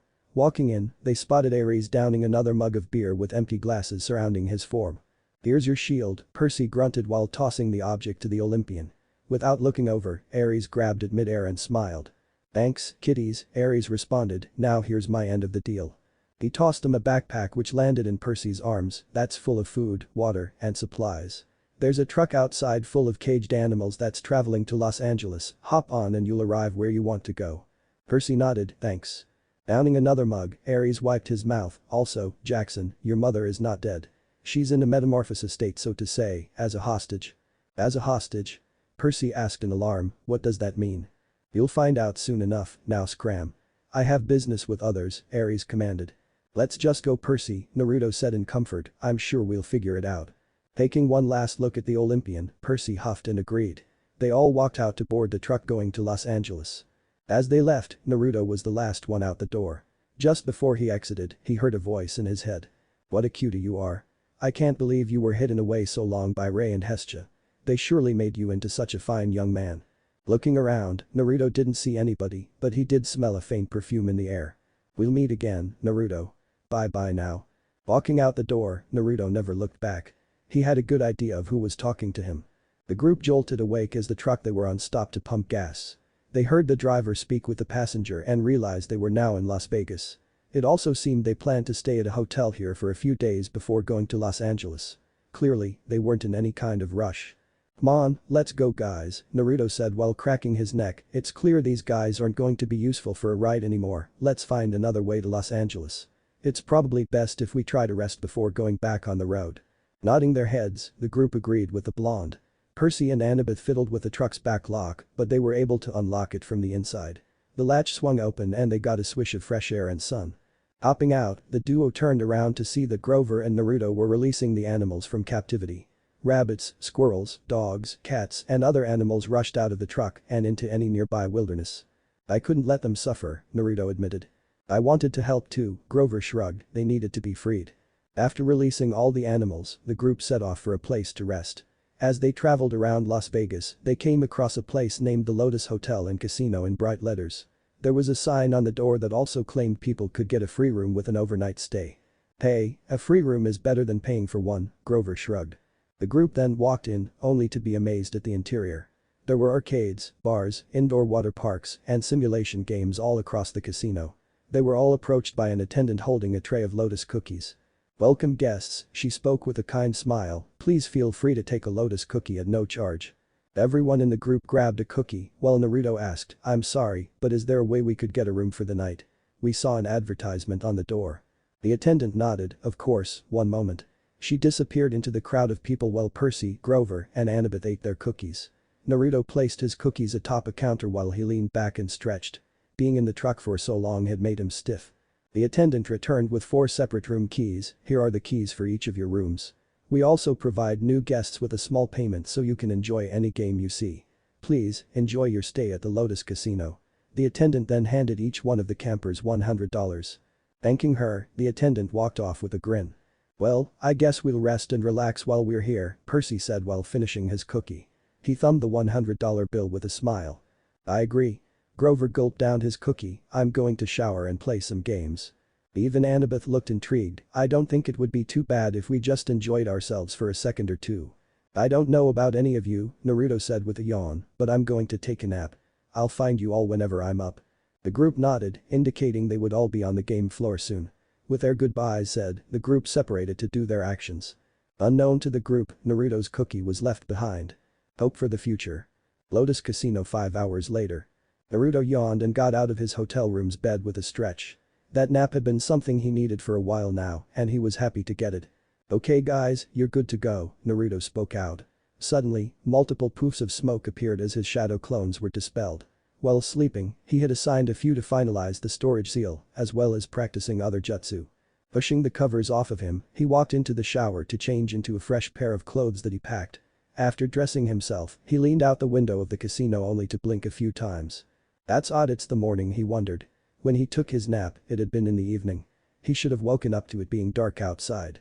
Gathering his belongings, he watched as they all poofed into a seal on his wrist. He smiled at the accomplishment, happy that the information from the clones transferred into his mind. They worked relentlessly to finalize the storage seal, and now he had. Walking downstairs, Naruto was lost in the wave of games all around him. He could see waves of people, each one playing their machine. Some people were playing racing simulations while others were lost in their world of pinball. Seeing an attendant come up to him, Naruto smiled. She held a tray of lotus cookies and presented them to the blonde. "The cookie, mister?" she said in a sweet voice. Naruto nodded, realizing he had forgotten the one back at the entrance. He picked one up and thanked her, with the lady walking away right after. Just as he brought the cookie up to his lips, he felt someone bump into his back. This made the treat fall on the floor. Looking up, he saw the person who bumped into him to be a little boy, not much younger than himself. He had jet black hair and black eyes, with a frown on his face. He had dropped some of his playing cards after bumping into Naruto and was picking them up. Crouching down, Naruto started helping the boy pick up his cards. Suddenly, he heard a faint whisper come from the boy's lips, "I'm sorry for bumping into you." Smiling, Naruto didn't think much about it, "It's okay, accidents happen. Here are your playing cards." Handing over his stack, the boy smiled. "Thanks, these mythmagic cards are really hard to get and I'd hate to lose them," the boy stated while standing back up. "Mythmagic? Like the Greek mythology game?" Naruto questioned with his arms crossed. The boy nodded in excitement, "Yes, exactly. I haven't met anybody who plays the game here. Do you play?" Naruto was about to respond before a girl around his age came into view. She had dark brown hair and a braid with dark eyes. She had a caramel complexion and a worried expression. "Naiko? How many times do I have to tell you, don't run off?" the girl shouted at the younger boy. Naiko put his head down in shame, "I'm sorry, Bianca." The girl saw Naruto standing there and said, "I'm sorry if my brother gave you any trouble. I'm Bianca D'Angelo, and he's Naiko D'Angelo." She held her hand out for a handshake. Naruto then decided to take the handshake and introduce himself, "Nice to meet you, I'm Naruto Uzumaki." "That's a cool name." Naiko said, "I've never heard it before." Naruto chuckled, "Thanks, I appreciate it." He then looked at the sister, "Don't be too hard on Naiko, he bumped into me on accident. It's no big deal." Bianca breathed a sigh of relief, "That's good to hear." "Bianca?" Naiko said in excitement, "Look over there. They're serving marshmallows with a chocolate fountain. Let's go." Feeling her brother tug at her hand, Bianca gave one last look at Naruto, "Thank you for your kindness, I hope we meet again." "Me too," Naruto nodded. With that being said, the sibling duo walked off and Naruto looked at his feet. There, lying forgotten, was his lotus cookie. With a sigh, he picked it up and threw it away in a nearby trash can. It looks like that was the second time he couldn't eat the sweets here. Naruto was surprised to see that he won an unlimited amount of cash after winning one spin on the slot machine. He had sat down, entered his $100 bill, and just played until the cash was up. To his surprise, he won on the first spin and hit the ultra mega jackpot as displayed on screen. Instead of cash coming out of the machine or even a ticket, it was a golden card. It held an infinite amount of money on the card, as stated on the front. This confused him, as the chance of him winning this was exponentially low. Furthermore, how could a card hold infinite cash? That just didn't make sense. As he looked around, he saw that everybody in the casino carried one of these, meaning he wasn't the only one. I feel like the casino is trying to keep me here after all. Who wins on their first slot spin? Even I don't think my luck is that good. This was now the second red flag in his head, with the first being he woke up in the morning instead of night. Another big win. A rather large-sized man said from down the aisle, I feel like Elvis. He had just won big at a roulette table. Elvis? Naruto thought in confusion, that's such an outdated reference. It also made him confused that the man shouted looked to be in his young 20s, not old enough to be alive when Elvis was still playing. Another attendant then came up with a tray of lotus cookies, which the man happily ate and continued playing. Why are these attendants so obsessed with feeding guests? The blonde wondered. At first, he assumed they were just doing their job, but now it was becoming creepy. After gathering all the information he needed, the camper wanted to test his theory. Seeing a man playing the slot machine next to him, Naruto tapped his shoulder. Looking over, the man spat out, what do you want, kid? Can't you see I'm busy here? Sorry, Naruto apologized, but I was just wondering, what year is it? What kind of question is that? The man laughed, it's 1957. This made the blonde's stomach drop. He couldn't believe what he was hearing. Sorry, did you say 1957? The blonde asked with wide eyes. Yeah, I did, the man scoffed, now go bug someone else. Would you like another cookie? An attendant came up to him with a tray, it's free of course. Naruto refused at first, but after constant persistence, he took one cookie which made the woman smile. After eyeing him one last time, she walked off. Looking over, he gave his cookie to the man sitting beside him. The man just shrugged and ate it in a few bites. Naruto noticed as his eyes seemed to glaze over and his expression shifted into contentment. Something is going on and I don't like it. Deciding it was best to leave, Naruto hopped off his stool and went in search of his friends. Naruto found Grover first, as he was talking to a multitude of ladies surrounding him. He was laughing as some of the girls giggled and a few others fed him grapes. Grover, we have to go. Naruto said while tugging at his friend's arm. Naruto? Grover questioned with a smile, what's going on, man? Why are you in a rush? I don't know if you can tell, but I'm relaxing over here. Grover, if you trust me as a friend, I need you to come with me now, Naruto spoke in a serious tone that Grover wasn't used to hearing. After giving him a good look, Grover sighed and excused himself for the time being. As the duo walked together, Grover asked, what's the problem? Why are we leaving? Just wait and watch, Naruto answered, we need to find Annabeth and Percy first. Well, I found Percy, Grover said while pointing over to a corner of the room, he's playing a surfing simulator.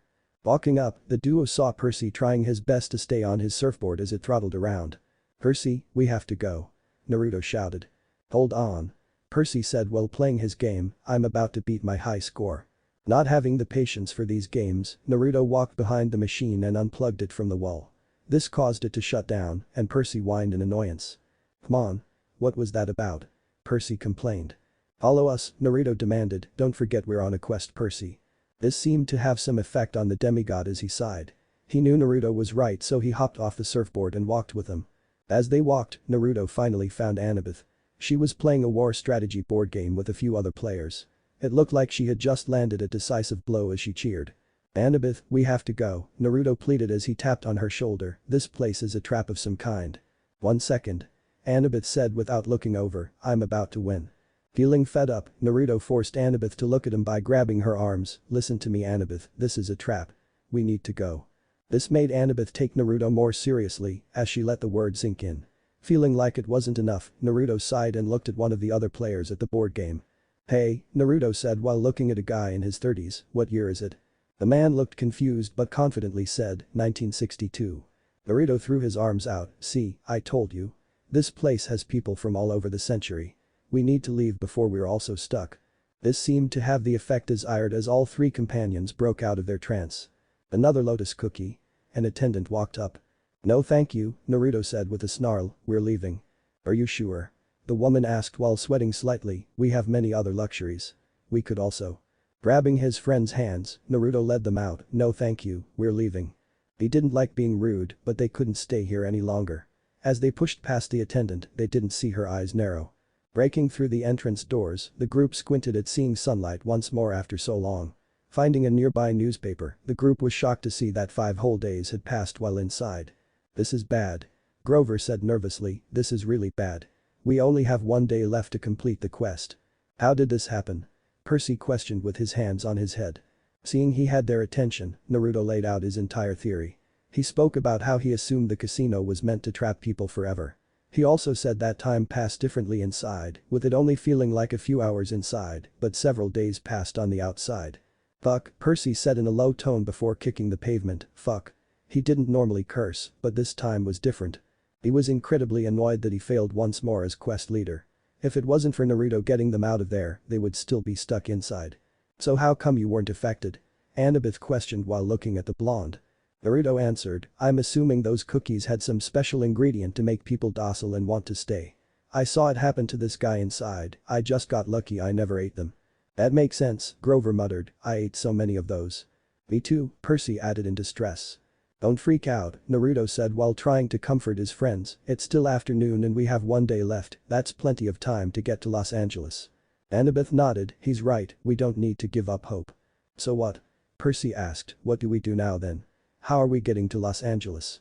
I'm sure we missed our truck ride already. We could buy a cab. Grover shrugged. That's actually not a bad idea, Annabeth admitted. Naruto then pulled out his golden card, they said these things had infinite cash on them, time to find out if it's true. Annabeth, Grover, and even Percy smiled, it looked like there was still some hope after all. Santa Monica the next day. It had taken the group the better part of a day to get to Santa Monica.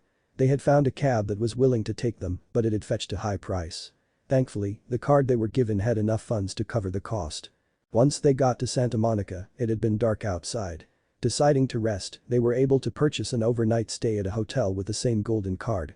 It was thanks to Naruto being able to henge into Auntie M's form and use the ID that Percy nabbed from her shop. It seemed that they were very lucky to still have it. Of course, he was questioned about his ability, but he told them that he had a wide array of skills that he only used when necessary. They were all so exhausted from the day that they didn't push much on it. The group stood on the sidewalk as they looked at the map in their hands. The golden card came to their rescue once again, it was like a real-life cheat code. Annabeth, Grover, and Naruto had done some light shopping for any items that could help them complete the quest, while Percy immersed himself in the nearby body of water. Once they had met up once again, Percy returned with a few pearls in his hand. He said he got them from the spirit of the sea, Nereid. After meeting up with his friends, the group realized the right way to go. As they walked, they eventually came across the Hollywood sign and realized they were close. Scouring the streets, they eventually found a building titled Doe Recording Studios. Walking in, the group instantly felt a cold sensation run across their forms. Naruto especially felt so much anger, sadness, and pain in the area. It seemed they had truly found the entrance to the underworld. Walking around, they came across a man sitting behind a desk. He was reading a magazine and didn't look bothered by the appearance of the campers. Hello? Grover squeaked out, not sure what to do. Glancing his eyes upward, the man snorted, what do you want? We're here to enter the underworld, Percy said firmly while putting away his pearls. The man raised his eyebrow, oh really? That's a first. Most people usually run away after realizing they've died. Standing up, the man snapped his fingers and the wall behind him disappeared. It was a long staircase that led downward into a sea of darkness. Even the man's form changed, showing that of a hooded individual with a sickly smile. Just like that? Annabeth wondered, that was easy. Now, for payment, the man began, I will need some drachmas for your safe travel. Before anybody could say anything, Percy retrieved a bag of the currency from his pocket. He placed it in the man's open palm and watched as he bounced it up and down. Dude, where did you get those? Naruto whispered over. Nereid gave me these too, said I would need them, Percy answered in a low tone. Very well, the man stated while walking down the staircase, follow me. As the group walked, they came across a small wooden boat. It didn't look very durable, but the man hopped on without issue. They decided to walk aboard and the man slowly began to row away. They were atop a dark river that held no reflection whatsoever, but the group could hear the occasional scream of torment. Naruto looked down at the boat and realized it said, Charon Riding Services. Looking back up at the rowing man, Naruto spoke, so you're Charon. The being didn't turn around, I am. So that means, Annabeth whispered while looking over the boat, we're on the river Styx. We are, Charon nodded, now sit back and stay quiet for the rest of the ride. What an ass, Naruto thought in displeasure. Eventually, the group reached the other side of the shore and departed quickly. Charon didn't even say goodbye before he returned to the recording studio. Well, let's get going, Percy stated as they walked down a long hallway. They were surprised to see that the underworld looked like an airport as there were multiple lines with attendants at each one. Each line had a sign above it that read something different, however, each line assumed the participants were already dead. So what do we do? Grover asked nervously. I'm not sure, Annabeth muttered, we need to find a way past. The group thought for a few moments before Naruto spoke up, I'll create a distraction and we can run past. Just get ready. The group nodded before Naruto bundled up the map they were using earlier. He crumpled it into a ball and channeled chakra through it so it would fly through the air like a steel ball. With a great throw, the crumpled up map flew into a metal detector nearby. This set off a few alarms as the map tore off a large chunk of the metal detector, causing alarms to blare. All nearby attendants went to assess the situation. Now, let's go. Naruto shouted while the group ran. They didn't stop running for the next few minutes. The group eventually came across a palace with a large staircase leading up. The palace was made of dark obsidian and black marble, with an occasional torch lighting up the scenery. It held a certain beauty to it. As they walked up the staircase, the group heard a growling coming from their side. With a loud thud, Cerberus hopped onto the staircase, stopping their path. Oh shit, Percy whispered in shock. The group stared at the three-headed dog in wonder. The guard dog snarled and bared its teeth on each head, showing its intent to protect. Easy boy, we mean no harm, Naruto brought his hands up in a surrender motion. Grover tried to speak to the animal, but it didn't feel like speaking either. Seeing their situation, Annabeth retrieved a bouncing ball from her backpack that she purchased earlier in Santa Monica. She intended to use it to pass the time, but perhaps it would work on the guard dog. Dear boy, like this? The daughter of Athena said while holding the bouncy ball in her hand. She bounced it a few times and watched as each head followed the ball in wonder. Want it? Annabeth said in a sweet tone. Each head seemed to understand her question as they nodded their head. Wait, can I see that? Naruto asked. Annabeth complied and handed the bouncy ball over to her friend. With a quick hand sign, the bouncing ball multiplied into 3 copies. There were now 3 bouncing balls in his hand. He then threw each ball at each head, which they caught in their mouth and played with respectively. Good idea. Annabeth praised, that way the heads wouldn't fight over the same ball. I'm guessing it's another skill you have? Grover asked with a raised eyebrow. The blonde nodded, yep, now let's go before they lose interest. With a quick pace, the group passed a distracted dog and made their way inside the palace. Grover suddenly floated upward. The shoes given to them by Luke sported wings and attempted to take him into the pit of torture as they laid nearby.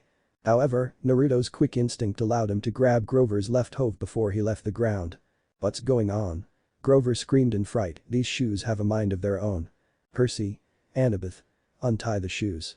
Naruto grunted while holding down the satyr, it was taking more effort than he would have thought to keep him grounded. It seemed whoever enchanted the shoes was rather powerful. Percy and Annabeth were quick to act and removed both shoes from Grover. The satyr landed on the ground with a sigh of relief as they watched the shoes fly into the pit of Tartarus. Why would Luke's shoes try to kill the wearer? Percy wondered in suspicion. I sense something growing in there, Naruto thought cautiously, something is definitely going on. Let's go, Grover pleaded, tired of the situation. The others comforted him and agreed with his decision. Once more, they began walking up the staircase. The campers looked at one another before going through the large double doors. The campers realized the inside was massive. The scenery and decorations were rather nice. Down the hall on a dark throne sat a lone man. As they walked closer, they realized who it was. There, sitting before them, was the god of the dead, Hades. He had dark curly hair and coal eyes. He sported a short dark beard and held a passive gaze. There was a golden ring on his finger and he was dressed in dark clothing. Welcome, mortals, Hades said in a deep voice, I believe you are searching for me. Feeling his resolve, Percy spoke up from the group, we just want the Master Bolt and we'll be gone. That's all we want. That's it. Hades chuckled, well then you came for no reason, considering it's in your backpack right now. Percy's eyes widened before swinging his backpack forward. Unzipping it, he opened it and realized there was a bolt of lightning at the bottom of the bag, circulating sparks everywhere. No way, Percy mumbled, it couldn't have been here. I checked this bag multiple times during our quest. Hades just smiled in amusement, I understand you also have my Helm of Darkness, is that correct Perseus Jackson? What? Percy asked bewildered, looking into the bag. Alongside the Master Bolt was a helm off to the side. None of this was making any sense to him. The bag was enchanted in some way, Annabeth spoke out, that's the only way the Master Bolt could appear so suddenly while not being there before. I'm assuming the helm was also enchanted. Then what was the trigger? Naruto asked while looking over. Annabeth shrugged, it could have been our meeting with Hades, entering the underworld, or anything we've done recently. Suddenly, Hades snapped his fingers, and Sally Jackson appeared in a whirlwind of gold dust. She looked startled but smiled once she saw her son. Percy? Sally said with joy. Mom? Percy said with delight, overjoyed at seeing his mother once more. I can tell you love your mother, Perseus Jackson, Hades rumbled while standing up from his throne, so let's make a deal. You give me the Master Bolt and my Helm of Darkness, and I let your mother go free. Consider my offer generous, considering you stole both items. We didn't steal anything. Especially your helm. Annabeth shot back.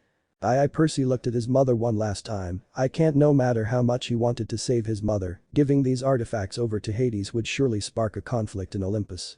This was a gut punch for the demigod, feeling saddened he couldn't save his mother once more. Ares' warning about his mother being a hostage made sense to him now. Hades' smile turned into a frown, I see, is that your final answer? Just as the situation was getting the most tense, the group heard a soft tap of footsteps on the marble floor. Dad. Spoke a young girl around the age of 14, she walked into the room before realizing a showdown was going on. Oh, sorry, spoke the girl, am I interrupting something? Well no, Hades said with a deep sigh, I thought I told you I was going to be busy. All of his momentum in the conversation seemed to die down with the appearance of his daughter. Melano? Naruto thought before realization hit him, so she's the goddess of nightmares, insanity, and ghosts. The goddess seemed to take the appearance of a young girl, most likely because she was comfortable in that form. She also held a childlike wonder in her eyes, further exemplifying that form.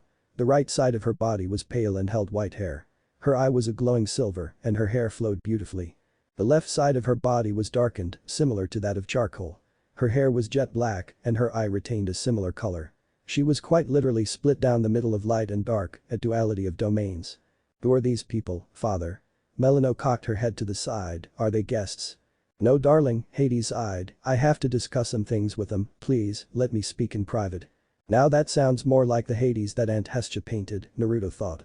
He was known to be a calm, collected man who cared for those around him. While the father and daughter talked, Percy heard a spirit speak in his mind, use the pearls to escape, Percy. However, use them wisely. Looking down at his hand, Percy clenched his fist. He only had 4 pearls, meaning someone would have to stay behind. As for Grover and Annabeth, both were shaking in their shoes. They felt terror and fear simply by looking at Melano, despite the fact she wasn't actively attacking them. This made the girl sigh, given that most people feared her. She was a lonely person, so she decided to hide away in the underworld for the majority of her life. Nobody truly liked being around her, besides her family. However, her eyes widened when she realized one camper in the group didn't fear her at all. Instead, they looked at her with a curious gaze that showed no fear whatsoever. I like him father, Melano stated while looking directly at Naruto, his aura feels warm and safe. Hades glanced his eyes over to Naruto and spoke with his daughter, that's expected, given he is related to Hestia. The Hestia? Melano stated in surprise, now I want to know what he's about. Naruto sweated nervously, not wanting the goddess of insanity to take an interest in him. However, if he was to be honest with himself, he did find Melano to be an attractive young woman. Just like Claris, he felt a small blush creep up on his cheeks. Hades saw this and raised an eyebrow, I hope you aren't planning on trying to woo my daughter, Uzumaki. What? Naruto said in surprise, no, I wouldn't dare. Oh, so you're saying she's not enough for you? Hades spoke darkly. Father. That's enough. Melano huffed, you always do this when I'm around boys. Mother says you need to stop it. Well your mother doesn't have to fend them off like I do, Hades mumbled under his breath. The entire group of campers nearly fell forward in disbelief at the scene before them. It went from being a tense situation to a comedy with a duo. It felt weird to see the god of the underworld act so nonchalantly and calmly. Hades, the deal is off, Percy interrupted, having enough of the ordeal, we aren't giving you the Master Bolt and Helm of Darkness.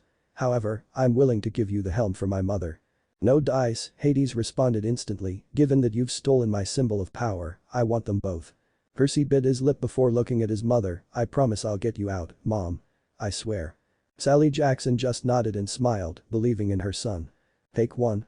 Percy shouted while he handed Grover, Naruto, and Annabeth a separate pearl. Now crush them. He commanded, which they all did. Soon enough, the group of campers disappeared from the underworld. Father, why did you let them leave? Melano asked, we both know you could have stopped or restrained them at a moment's notice. Hades chuckled, don't worry about it Mealy, just know things will be fine soon enough with my brothers. Melino just shook her head in annoyance, hating how her father always worked in strange ways. He never revealed his plan before it was complete, even to her. Her father was good at playing the long game.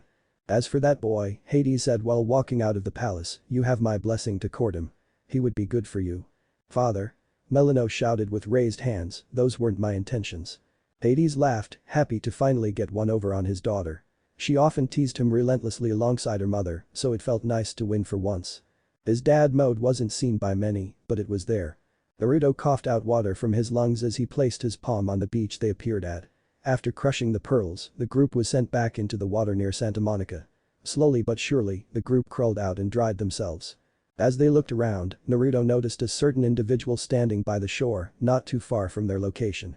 However, this person seemed to walk to them instead with a smile on his face. Coming into view, the group could see it was Ares with a smirk, hi kiddies, I'm guessing you found out what was in the bag. You set us up. Percy spat out, tricked us into thinking we were confronting the culprit behind all this, but you had the weapons the whole time. You're the true lightning thief. You're sorta right, Ares said while cleaning out his ear with his pinky, I couldn't take them myself as we're forbidden, so I had a demigod take them instead. I was hoping to frame you all and start a war between the big three, but oh well. Ares shrugged. Why? Annabeth said in confusement, that would spell the end of everything we know. And? Ares said back uncaringly, I wanted war to erupt and we're only moments away. By the end of the day, blood will spill. You're crazy. Percy yelled back, we're returning these items and you can't stop us. About that Ares drawled out while bringing out a sword from his back, I can't have you returning any of that, so I'll have to end you here. Sorry about that, kid. No you won't, Annabeth said with confidence, we'll stop you as a team. Suit yourselves, I don't care, Ares said with a snort, but know that if you lose, I plan on killing you all. And if we win, you leave us alone so we can return the stolen weapons, Naruto shot back. Sounds like a fair deal to me. Ares said with a bloodthirsty grin, now, let's fight. The group of 4 campers actually held up a lot better than Ares thought at first. Of course, he quickly dispatched the satyr as he was the weakest of the group. He only needed to land a solid blow on his jaw before the kid was out cold. As for the other 3 campers, they proved to be a bigger annoyance than he originally thought. Granted, he still wasn't taking this fight seriously as they were only 12 or 13, clearly outclassed in this fight. He had managed to duck below a swipe of a knife by the blonde girl. She had tried to aim for his neck while getting close with her invisibility cap. It may have worked on others, but he was an Olympian with eons of experience. She was the next to go, as he grabbed her neck and slammed her into the soft sand of the shore. However, despite her impact being on a soft surface, it was still enough to knock her out. This showed the power behind his blow, despite the fact he wasn't even going all out. The son of Poseidon seemed to be enraged at seeing this. He assumed the kid had a crush on the girl, but he didn't care either. After dodging a few of his sword swipes, Ares smiled and kicked the boy back a few feet into the water. He emerged quickly, but he could tell Percy was winded from the blow. He was trying to heal but was still panting and wincing from the pain endured. The only person he hadn't truly engaged in combat so far was the blonde, but that was about to change. Percy, listen to me, Naruto shouted over to his friend, not taking his eyes off Ares, we're going to have to work together on this, that's our best chance of winning. Right, Percy nodded while clutching his chest, sorry about charging in head first, that wasn't smart.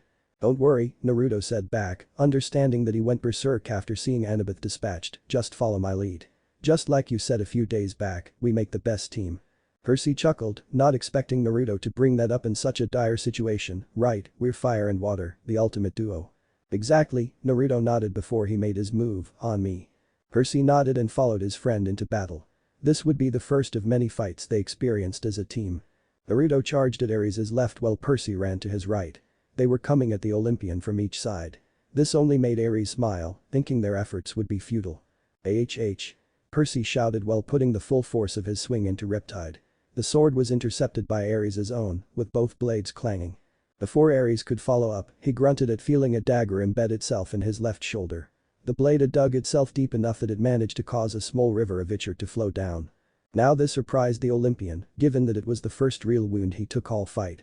He was wondering how it happened, as he didn't sense the blade flying towards him so quickly. It was like it happened in a split second. As for Naruto, he breathed a sigh of relief that his dagger hit the intended target. He infused chakra within it so it could travel faster through the air and have more of a punch. Ares momentarily forgot about Percy as he threw the demigod backward with a powerful push. This caused Percy to fall on his butt on the soft sand. But the charge, Ares ran at Naruto, who stood ready. Aiming, Naruto let loose his remaining dagger at his enemy. Ares laughed, "You shouldn't have done that, kid, now you're defenseless." With a continued sprint, Ares simply leaned his head to the side. However, to his surprise, the dagger still cut his cheek, causing another wound to appear. "What?" Ares thought in momentary surprise, "I clearly dodged that. How did it cut me?" "It worked," Naruto thought with a smile, "looks like adding wind chakra did extend its range, but it's invisible to the naked eye." It was something he had thought of for a while and was happy it worked in live combat. This cut on his cheek provided enough of a distraction that Percy was able to sneak behind the distracted Olympian and deliver a slash across his back with Riptide. "Ugh," Ares groaned and fell to one knee, not expecting the blow. The slash was also quite deep, however, his own healing factor was starting to kick in to heal the injuries. Naruto took this moment to dash forward and channel the chakra into his right hand. Forming a fist, he charged back and delivered a harsh right hook with momentum behind it. Snap. Even Percy winced at hearing the noise, understanding that Ares' nose was most likely broken.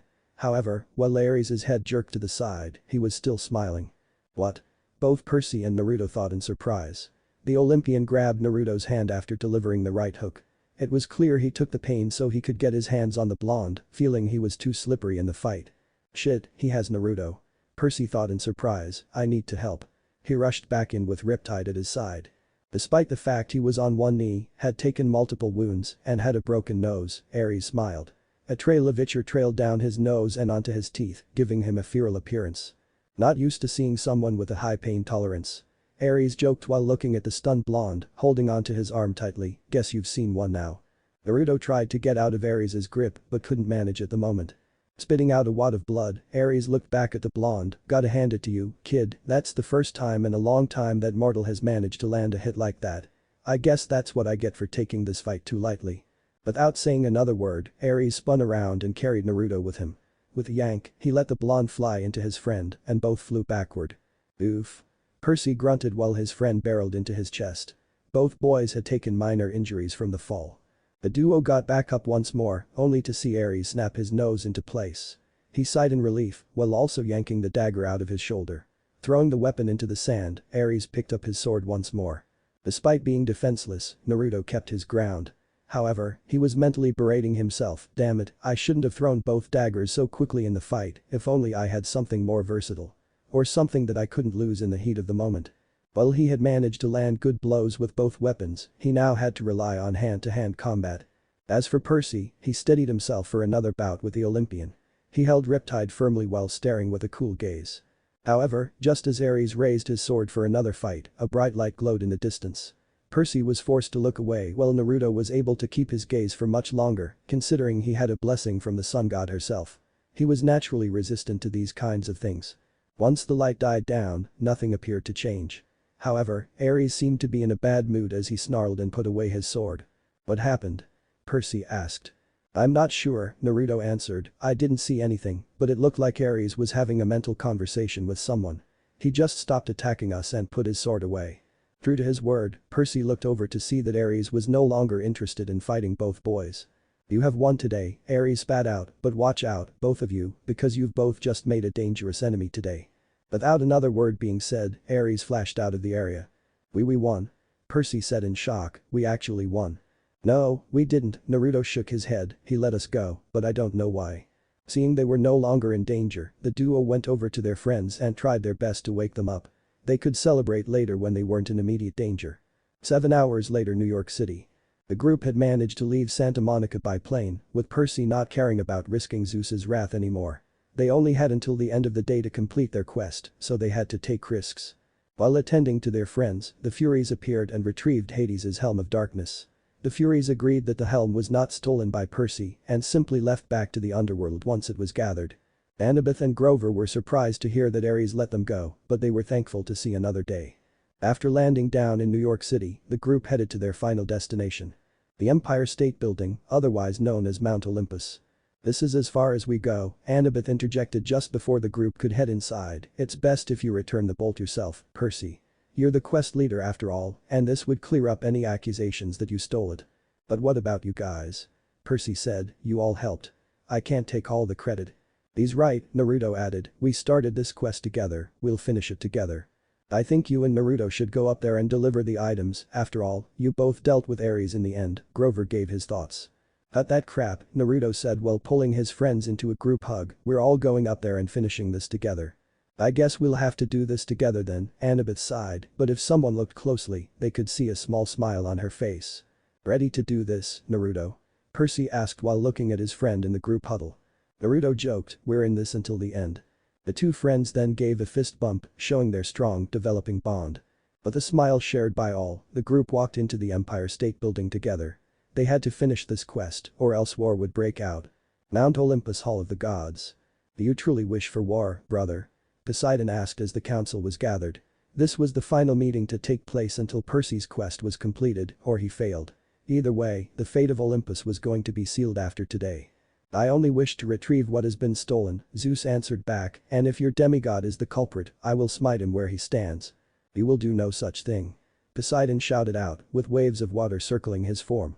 His eyes glowed a green hue and he stood up, directing his power at Zeus. Are you commanding me, Poseidon? Zeus yelled back, also standing up. It seemed this was a repeat of their initial encounter regarding this issue. Enough. Shouted out an unknown voice, before all eyes turned to see a different source of power. There, standing near Hestia, was Rhea. She was the mother of many Olympians, including Zeus, and she rarely made an appearance. However, despite the fact Rhea was a kind woman, she didn't hold back in her authority either. It seemed many people forgot that she was the one who originally trained Zeus in combat. Furthermore, she was a titan, which was a different class of power altogether. Mother? Poseidon said in shock, not expecting her appearance, what are you doing here? Even Zeus placated his anger, also curious as to why his mother was here. Wow, Apollo said in his mind, only a mother could defuse a situation like that in a matter of seconds. They were about to go at each other's throats in moments. Demeter thought in wonder, and mother's power was all it took for them to calm down, like good boys. I expected to see grown, mature godly beings, Rhea huffed while crossing her arms, but instead, I come to see my children acting like toddlers, throwing tantrums. An embarrassed pink hue ran across Poseidon's cheeks, while Zeus looked away in annoyance. Despite the fact they had been alive for eons, they could still get a scolding like a young child. But why have you arrived, mother? Hera asked while hiding her smile behind her hand. She was secretly glad that their mother could still calm down her most rowdy children once more. Because the answer to all of your problems is about to walk into this room, Rhea said while pointing to the elevator down the hall. Hearing a ding, each Olympian looked to see Naruto, Grover, Annabeth, and Percy walk in. How did you know they were coming? Athena whispered to Rhea, clearly interested. Call it a mother's intuition, Rhea smirked. Nobody saw Naruto's ruby necklace secretly glow for a second. After walking a few paces, each camper knelt and bowed while in the presence of the Olympians. Perseus Jackson, Zeus's voice boomed in the hall, have you come with success or failure? Instantly, all eyes were on the demigod in question. Grabbing the backpack, Percy opened it up to reveal the Master Bolt for all to see. A moment of pleased emotions flashed through Zeus's eyes before he extended his hand. With a sudden force, the Master Bolt flew into Zeus's hand. All of Mount Olympus then felt Zeus channel his power through his weapon as he enjoyed the feeling of his lost symbol. With a harsh squeeze, the Master Bolt grew in size before shrinking back down. Having enough of his little display of power, Zeus willed the Master Bolt to disappear. It seems you have accomplished this quest at the last moment, Zeus said while letting the statement hang in the air. Some could conclude you wished for us to fight before the summer solstice arrived. Enough, Zeus, Poseidon sighed, your Master Bolt has been returned, all has been saved. Quit with the constant instigating. Zeus grumbled under his breath but ultimately agreed with Poseidon. Eyeing each of the campers, the king of Olympus spoke once more, it is courtesy that each demigod receives a wish granted by those in benefit of the quest. Given I am the benefactor, I will grant you each a wish as long as it is within my power. Looking over to each mortal, Zeus started from left to right, Grover Underwood, Satyr from Camp Half-Blood, what is your deepest desire? Grover looked a little startled at hearing his name, but he continued, why yes sir, King Zeus. I wish for my own searcher's license, so I can continue in search of Pan. Zeus raised an eyebrow at the confession, is that all? Grover nodded. With a snort, Zeus snapped his fingers, and a searcher's license appeared within the satyr's hands. It was an incredibly easy request to grant so he didn't mind it at all. Grover on the other hand, was incredibly ecstatic. He now had what he'd been striving for his whole life. Sure he didn't get it from the Council of Cloven Elders, but he had technically completed all the requirements necessary. Furthermore, he was sure that Zeus's authority far outweighed theirs in this regard. Annabeth Chase, what is it that I can grant you? Zeus's voice rumbled on. Annabeth eyed her mother Athena for a few seconds before looking back at Zeus. I wish for the ability to perceive knowledge easier. Be more specific, Zeus snorted, I cannot grant a vague conception. I wish to understand topics, whether new or old, easier than most. This includes processing the information, digesting it, and using it. I would like to be able to use this while not overloading my brain. I see, hummed Zeus while looking over at Athena, you're a bright girl, just like your mother. With a chuckle, he also granted Annabeth's request. At first, Annabeth didn't feel any different, but she could see the world in a new light. By looking at the marble structures around her, she could tell their weight, age, and other properties based on her previous knowledge of marble structures. She wondered if this was how her mother viewed the world. Perseus Jackson, Zeus said with hidden disdain, normally I would grant your request, however, given these circumstances, your reward is keeping your life. Osdian flared his power at the king's words, but Zeus didn't acknowledge his brother. I understand, Percy said while keeping his head bowed. He wanted to make a good impression at least. Humming in thought, Zeus laid his eyes on the final camper. Ah, Naruto Uzumaki, the hidden warrior. Naruto didn't say anything, instead choosing to stay silent. Grant your request, Zeus commanded while staring at the boy. Naruto thought about what he wanted most before concluding, Lord Zeus, I make this request not for myself, but for others. I would like to allow other campers into the Hestia cabin within Camp Half-Blood, given that Hestia is the goddess of family. This would fall under her domain and allow those who feel resentment or abandonment to have a place to call home. Zeus leaned back in his throne, interesting, it wasn't every day that a mortal had the power to request something from him and instead chose it for somebody else. I thought he would do something like that, Hestia smiled in the background, joy clear in her eyes. My baby boy, Ray thought with love in her eyes, he hasn't been gone for long, but it feels as if he's aged a lifetime. You know I didn't allow Hestia's cabin to appear in the first place, Zeus said, why would I allow others to call it home? Much less allow the cabin to exist at all. Because, Lord Zeus, Naruto looked at the king in his eyes, if you can lead with love, people will follow you until the ends of the earth. Allow campers into the Hestia cabin to show your generosity, and others will love you for it. Zeus sucked in his breath, remembering words that sounded strangely similar as to why he should allow Naruto into their realm. It was quite funny how the same baby who was spared due to love was now giving that chance to others. What a strange mortal, Artemis thought to the side. She could say that out of all the boys, teenagers, and men she had met, Naruto was proving to be something special. She couldn't name many men who were willing to praise or uplift others at the cost of their happiness, her family included. Taking a few seconds to think, Zeus eventually reached a decision. Very well, campers will be allowed inside Hestia's cabin.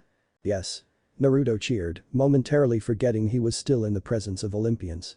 However, Zeus raised his hand to quell Naruto's excitement, only those who are unclaimed can call the cabin home, as demigods who are claimed deserve to stay in their parents' cabin. Naruto nodded, he could deal with that. He was just happy that everybody had a chance to feel at home now. The king of Olympus looked over to see the longing in Athena's eyes, while Poseidon itched to talk to his son. Zeus then stood up, I can see that some Olympians wish to spend time with these demigods, so I will allow it. My master bolt has been returned and war has been avoided. Consider this quest officially completed. With a clap of thunder, Zeus and Hera were gone. A majority of Olympians then soon followed after with only Hestia, Ray, Athena, and Poseidon staying behind.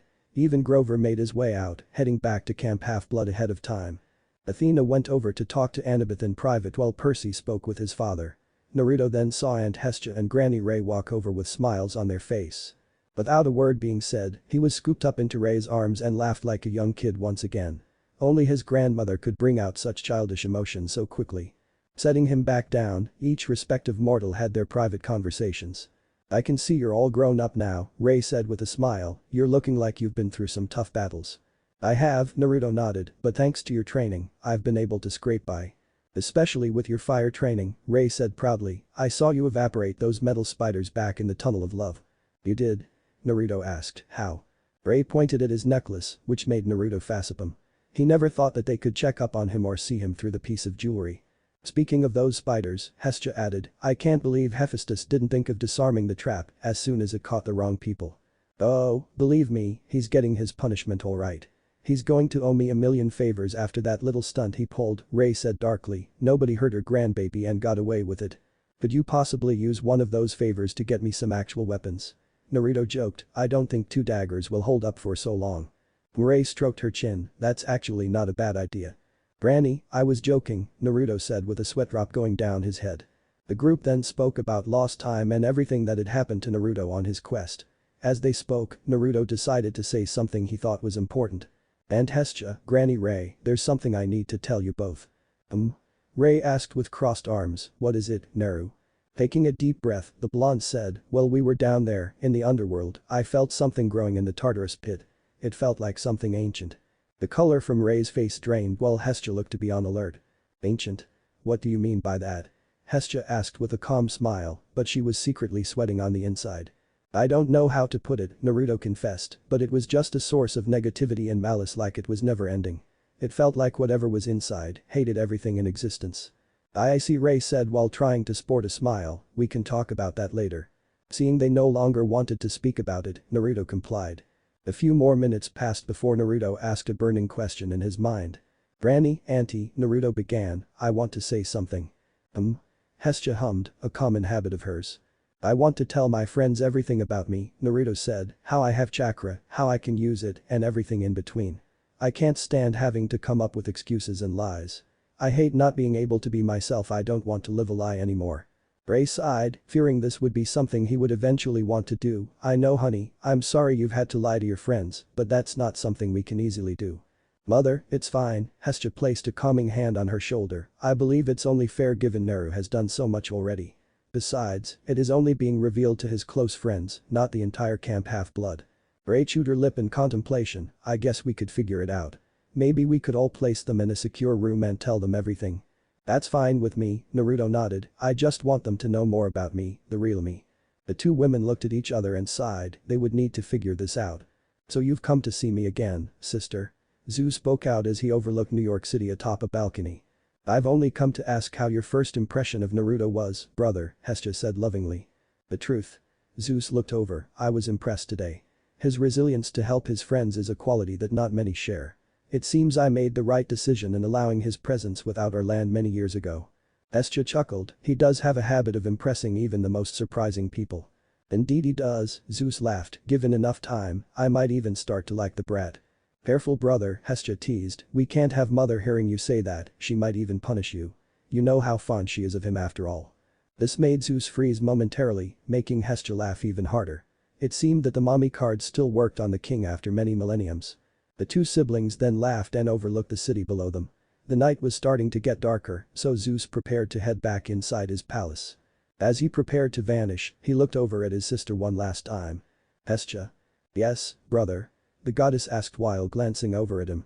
Taking in a deep sigh, Zeus made his decision. "I am removing the ban I placed on the kid from receiving any more blessings. It's clear he's not a threat as long as he's around those he loves." Brother, are you sure?" Hestia asked with wide eyes, "You rarely change your mind about these kinds of things." "I am," Zeus nodded while walking away, "let us not hope I am wrong about this."